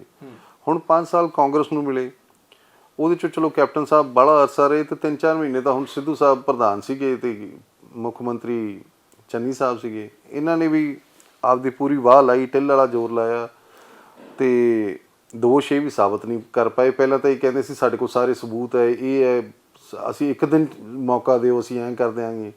ਤੇ ਮੈਨੂੰ ਲੱਗਦਾ 4 ਮਹੀਨੇ ਦਾ ਇਹਨਾਂ ਨੂੰ ਟਾਈਮ ਮਿਲ ਗਿਆ ਸੀਗਾ। ਜਿਹੜੀ FIR ਹੁਣ ਦਰਜ ਕੀਤੀ, ਉਹ ਵੀ ਜੇ ਇਹਨਾਂ ਕੋਲ ਸਬੂਤ ਸੀ ਜਾਂ ਦੋਸ਼ੀ ਸੀ ਮਜੀਠੀਆ ਸਾਹਿਬ, ਤਾਂ ਇਹਨਾਂ ਨੂੰ ਕੀ ਲੋੜ ਪਈ? 2 DGP ਬਦਲੇ ਗਏ। ਜਿਹੜਾ DGP ਮੌਕੇ ਤੇ ਬਣਾਇਆ ਗਿਆ ਉਹਨੂੰ ਆਊਟ ਆਫ ਦਾ ਵੇ ਜਾ ਕੇ ਬਣਾਇਆ। ਵੇਟ ਨਹੀਂ ਕੀਤੀ ਗਈ ਵੀ ਜਿਹੜੀ DPC ਦੀ ਫਾਈਲ ਗਈ ਹੋਈ ਹੈ ਉਹ ਕਲੀਅਰ ਹੋ ਜੇ ਤੇ ਨਵਾਂ DGP ਜਿਹੜਾ ਰੈਗੂਲਰ ਹੈ ਉਹ ਲੱਗ ਜੇ। 3 ਬਿਊਰੋ ਡਾਇਰੈਕਟਰ ਜਿਹੜੇ ਸੀਗੇ ਬਿਊਰੋ ਆਫ ਇਨਵੈਸਟੀਗੇਸ਼ਨ ਦੇ, ਉਹ ਬਦਲੇ ਗਏ। ਜਦੋਂ ਕਿਸੇ ਨੇ ਝੂਠੀ FIR ਦਰਜ ਕਰਨ ਤੋਂ ਨਾ ਕੀਤੀ ਤਾਂ ਜਿਹਦੇ ਨਾਲ ਅਖੀਰ ਡੀਲ ਹੋਈ ਉਹਨੂੰ ਆਊਟ ਆਫ ਦਾ ਵੇ ਬਣਾਇਆ। ਉਹਨੇ ਇੱਕ ਝੂਠੀ FIR, ਫਿਰ FIR ਦੇਖੋ ਪਹਿਲੀ ਵਾਰੀ ਪੰਜਾਬ ਦੇ ਇਤਿਹਾਸ 'ਚ ਹੋਇਆ ਵੀ ਥਾਣੇ 'ਚ FIR ਨਹੀਂ ਦਰਜ ਹੁੰਦੀ, DGP ਆਰਡਰ ਕਰ ਰਹੇ ਹੈ ਵੀ FIR ਇੱਦਾਂ ਦਰਜ ਕਰੋ, ਉਹ ਡਾਇਰੈਕਸ਼ਨ ਦੇ ਰਹੇ ਹੈ। ਅਤੇ ਉਹ FIR ਦਰਜ ਕਿਹੜੇ ਥਾਣੇ 'ਚ ਹੁੰਦੀ ਹੈ? ਜਿਹੜੇ ਥਾਣੇ 'ਚ ਜਿਹੜਾ ਥਾਣਾ ਐਗਜ਼ਿਸਟ ਹੀ ਨਹੀਂ ਕਰਦਾ, ਇੱਕ ਕਾਗਜ਼ੀ ਥਾਣਾ ਜਿਹਨੂੰ ਆਪਾਂ ਕਹਿ ਸਕਦੇ ਹਾਂ, ਜਿਹਦੇ 'ਚ ਇਦੋਂ ਪਹਿਲਾਂ ਮੈਨੂੰ ਲੱਗਦਾ 1 ਅੱਧੀ FIR ਹੀ ਹੋਰ ਹੋਈ ਹੈ। ਸਾਰਾ ਮਤਲਬ ਇੱਕ ਫੇਕ ਬਣਾ ਕੇ ਸਾਰਾ ਸਿਸਟਮ, ਨਾ ਕੋਈ ਫਰੈਸ਼ ਐਵੀਡੈਂਸ ਸੀ, ਨਾ ਕੋਈ ਫਰੈਸ਼ ਗਵਾਹ ਜਾਂ ਕੋਈ ਗੱਲ ਨਹੀਂ ਸਾਬਤ ਕਰ ਸਕੇ। ਤਾਂ ਹੀ ਤੁਸੀਂ ਦੇਖੋ ਵੀ ਐਡੀ ਛੇਤੀ ਰਿਲੀਫ ਵੀ ਮਿਲ ਗਿਆ ਕੋਰਟ 'ਚੋਂ। ਨਹੀਂ ਜੇ ਕੋਈ ਗੱਲ ਹੁੰਦੀ ਤਾਂ ਕੋਰਟ ਵੀ ਇਹੋ ਜਿਹੇ ਕੇਸਿਸ 'ਚ ਰਿਲੀਫ ਨਹੀਂ ਦਿੰਦੀ। ਪਾਰਟੀਆਂ ਤਾਂ ਮੈਂ ਵੀ ਕਹੂੰਗਾ ਮੇਰੀ ਪਾਰਟੀ ਸਹੀ ਹੈ, ਕੋਈ ਹੋਰ ਹੋਊਗਾ ਉਹ ਆਪਦੀ ਪਾਰਟੀ ਨੂੰ ਚੰਗਾ ਕਹੂਗਾ, ਪਰ ਕੋਰਟ ਤਾਂ ਨਿਊਟਰਲ ਹੈ। ਕੋਰਟ ਨੇ ਫੈਸਲਾ ਦਿੱਤਾ, ਬੇਲ ਦਿੱਤੀ ਹੈ, ਤਾਂ ਕਿਸੇ ਕਾਰਨ ਨਹੀਂ ਦਿੱਤਾ ਹੈ। ਸੁਖਬੀਰ ਸਿੰਘ ਬਾਦਲ ਕੋਲ ਇੱਕ ਲਾਲ ਡਾਇਰੀ ਹੈ, ਉਹ ਹਮੇਸ਼ਾ ਜ਼ਿਕਰ ਕਰਦੇ ਆ, ਉਹ ਤੇ ਨਾਂ ਲਿਖ ਲੈਂਦੇ, ਕਹਿੰਦੇ ਮੈਂ ਨਾਂ ਲਿਖ ਲੈਂਦਾ ਆ। ਉਹ ਡਾਇਰੀ 'ਚ ਕਦੇ ਪੜ੍ਹਿਆ ਕਿਹੜੇ ਨਾਂ ਨੇ? ਨਹੀਂ, ਮੈਂ ਉਹ ਉਹਨਾਂ ਦੀ ਪਰਸਨਲ ਡਾਇਰੀ ਹੈ। ਅੱਛਾ, ਪਰਸਨਲ ਹੈ? ਪਰਸਨਲ ਹੈ, ਉਹ ਉਹਨਾਂ ਦੇ ਕੋਲ ਹੁੰਦੀ ਹੈ। ਜਿਹੜੇ ਕੋਈ ਸਾਡੇ ਵਰਕਰ ਸਾਹਿਬਾਨ ਨੂੰ ਤੰਗ ਕਰਦੇ ਹੈ, ਆਫਿਸਰਸ ਜਾਂ ਲੀਡਰ, ਉਹਨਾਂ ਦੇ ਨਾਂ ਉਸ ਲਾਲ ਡਾਇਰੀ 'ਚ। ਬਦਲਾਖੋਰੀ ਨਹੀਂ, ਬਦਲਾਖੋਰੀ ਦੀ ਸਿਆਸਤ ਨਹੀਂ ਇਹ? ਨਹੀਂ, ਉਹ ਬਦਲਾਖੋਰੀ ਤਾਂ ਤੁਸੀਂ ਤਾਂ ਕਹੋਗੇ ਨਾ ਜੇ ਉਹਨਾਂ ਤੇ ਕੋਈ ਜਾਤੀ ਹਮਲਾ ਕੀਤਾ ਜਾਊਗਾ। ਜਿਹਨੇ ਕੋਈ ਝੂਠੇ ਪਰਚੇ ਦਰਜ ਕੀਤੇ ਹੈ ਜਾਂ ਝੂਠੇ ਪਰਚੇ ਦਰਜ ਕਰਵਾਏ ਹੈ, ਉਹਨਾਂ ਤੇ ਬਣਦੀ ਕਾਰਵਾਈ ਤਾਂ ਹੋਣੀ ਚਾਹੀਦੀ ਹੈ। ਪਰ ਇਹਦਾ ਦੋਸ਼ ਅਕਾਲੀ ਦਲ ਤੇ ਪੂਰਾ ਲੱਗਦਾ, ਕਹਿੰਦੇ ਵੀ ਸਿਆਸੀ ਸਲਾਹਾਂ ਲੈਂਦੇ ਨੇ, ਝੂਠੇ ਪਰਚੇ ਕਰਾਉਂਦੇ ਨੇ। ਦੇਖੋ, ਇਹ ਇਲਜ਼ਾਮ ਲੱਗੇ, ਇਹਦੀ ਵੀ ਲਿਸਟ ਇੱਕ ਕਾਂਗਰਸ ਪਾਰਟੀ ਕਲੇਮ ਕਰਦੀ ਰਹੀ ਹੈ ਵੀ ਸਾਡੇ ਕੋਲ ਲਿਸਟ ਹੈ ਵੀ ਸਾਡੇ ਵਰਕਰਾਂ ਤੇ ਇੰਨੇ ਪਰਚੇ ਝੂਠੇ ਦਰਜ ਹੋਏ ਹੈ। ਇਹਨਾਂ ਨੇ ਇੱਕ ਸਰਕਾਰ ਬਣਦੇ ਸਾਰ ਕਮਿਸ਼ਨ ਵੀ ਪਾਇਆ ਸੀਗਾ ਵੀ ਉਹ ਝੂਠੇ ਪਰਚੇ ਜਿਹੜੇ ਦਰਜ ਕਰਾਏ ਸ਼੍ਰੋਮਣੀ ਅਕਾਲੀ ਦਲ ਨੇ, ਉਹਨਾਂ ਦੀ ਕੈਂਸਲੇਸ਼ਨਾਂ ਭਰਨੀ ਹੈ। ਪਰ ਕੀ ਉਹਦਾ ਰਿਜ਼ਲਟ ਕੀ ਆਇਆ ਮੈਨੂੰ ਦੱਸੋ? ਵੀ ਸਾਬਤ ਤਾਂ ਕਰਨ ਵੀ ਕਿਹੜਾ ਝੂਠਾ ਹੋਇਆ ਹੈ, ਉਹ ਜਨਤਕ ਕਰਨ ਗੱਲਾਂ ਵੀ ਕਿਹੜੇ ਝੂਠੇ ਪਰਚੇ ਦਰਜ ਹੋਏ ਹੈ। ਕੱਲਾ ਗੱਲਾਂ ਕਰ ਦਿੰਦੇ ਆ ਵੀ ਝੂਠੇ ਪਰਚੇ ਦਰਜ ਹੋਏ ਹੈ, ਇੰਨੇ ਜੀ 10,000 ਹੋਏ, ਲੱਖ ਹੋਇਆ ਜੀ, ਇਹ ਹੋਇਆ। ਕੋਈ ਸਾਹਮਣੇ ਕੋਈ ਗੱਲ ਆਈ ਨਹੀਂ ਕਦੇ। ਉਹ ਕਮਿਸ਼ਨ ਬਣਿਆ ਸੀ, ਉਹਦੀ ਰਿਪੋਰਟ ਜਨਤਕ ਕਰਦੇ ਨੇ ਵੀ ਉਸ ਕਮਿਸ਼ਨ ਨੇ ਕਿੰਨੇ ਕੁ ਝੂਠੇ ਕੇਸ ਪਾਏ ਹੈ। ਜੋ ਸਰਕਾਰ ਬਣੀ ਸੀ, ਇਹਨਾਂ ਨੇ ਇੱਕ ਰਿਟਾਇਰਡ ਜਸਟਿਸ ਦੀ ਡਿਊਟੀ ਲਾਈ ਸੀਗੀ, ਜਿਨ੍ਹਾਂ ਨੇ ਸਾਰੇ ਪੰਜਾਬ ਦੇ ਝੂਠੇ ਕੇਸ ਆਇਡੈਂਟੀਫਾਈ ਕਰਨੇ ਸੀਗੇ ਅਤੇ ਉਹਨਾਂ ਨੂੰ ਮਤਲਬ ਖਤਮ ਕਰਨਾ ਸੀਗਾ।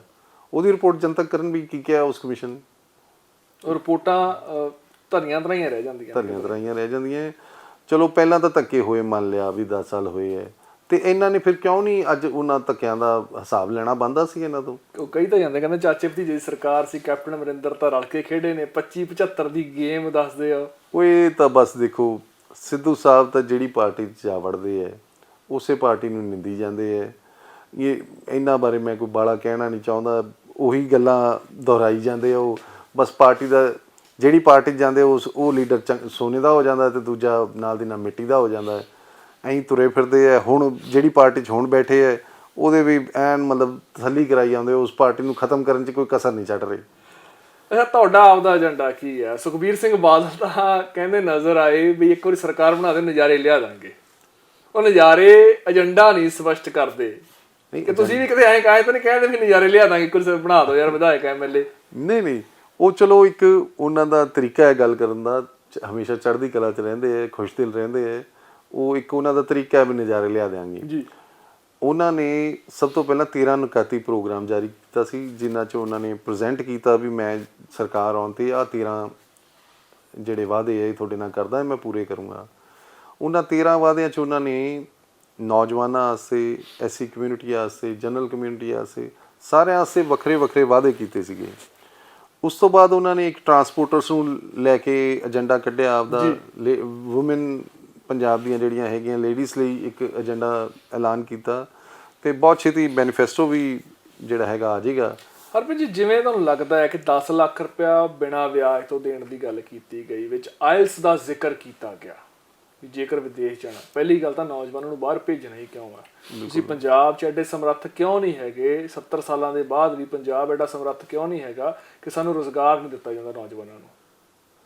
ਬਿਲਕੁਲ, ਇਹ ਤੁਹਾਡੀ ਗੱਲ ਨਾਲ ਮੈਂ ਸਹਿਮਤ ਹਾਂ ਵੀ ਪੰਜਾਬੀਆਂ ਨੂੰ ਪੰਜਾਬ 'ਚ ਅਬਜ਼ੌਰਬ ਕਰਨਾ ਚਾਹੀਦਾ। ਜਿਹੜਾ ਪੰਜਾਬ ਦਾ ਟੈਲੈਂਟ ਉਹ ਬਾਹਰ ਕਿਉਂ ਜਾਵੇ? ਤੁਸੀਂ ਇੰਜੀਨੀਅਰਿੰਗ ਕੀਤੀ, ਤੁਸੀਂ ਪੰਜਾਬ 'ਚ ਰਹਿ ਕੇ ਜਾਂ ਜੌਬ ਕਰਦੇ?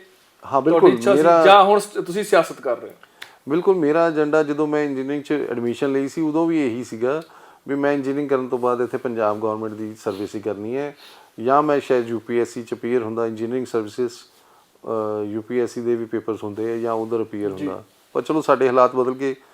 ਪਰ ਨੌਜਵਾਨ ਜਿਵੇਂ ਆਪਾਂ ਗੱਲ ਕਰ ਰਹੇ ਸੀ, ਉਹਨਾਂ ਦਾ ਮੈਂ ਇਹ ਚਾਹੁੰਦਾ ਵੀ ਇੰਡੀਆ ਦੇ ਇੰਡੀਆ 'ਚ ਰਹਿਣ, ਪੰਜਾਬ ਦੇ ਪੰਜਾਬ 'ਚ ਰਹਿਣ, ਜਾਂ ਪੰਜਾਬ ਦਾ ਜਿਹੜਾ ਨੌਜਵਾਨ ਆ ਉਹ ਚੰਡੀਗੜ੍ਹ ਜਾਂ ਹੋਰ ਦਿੱਲੀ ਜਾਂ ਕਿਤੇ ਬੰਗਲੌਰ ਜਾਣਾ ਚਾਹੁੰਦਾ ਹੈ, ਉੱਥੇ ਚਲਾ ਜਾਵੇ ਜਿੱਥੇ ਉਹ ਕੰਮ ਕਰਨਾ ਚਾਹੁੰਦਾ ਹੈ।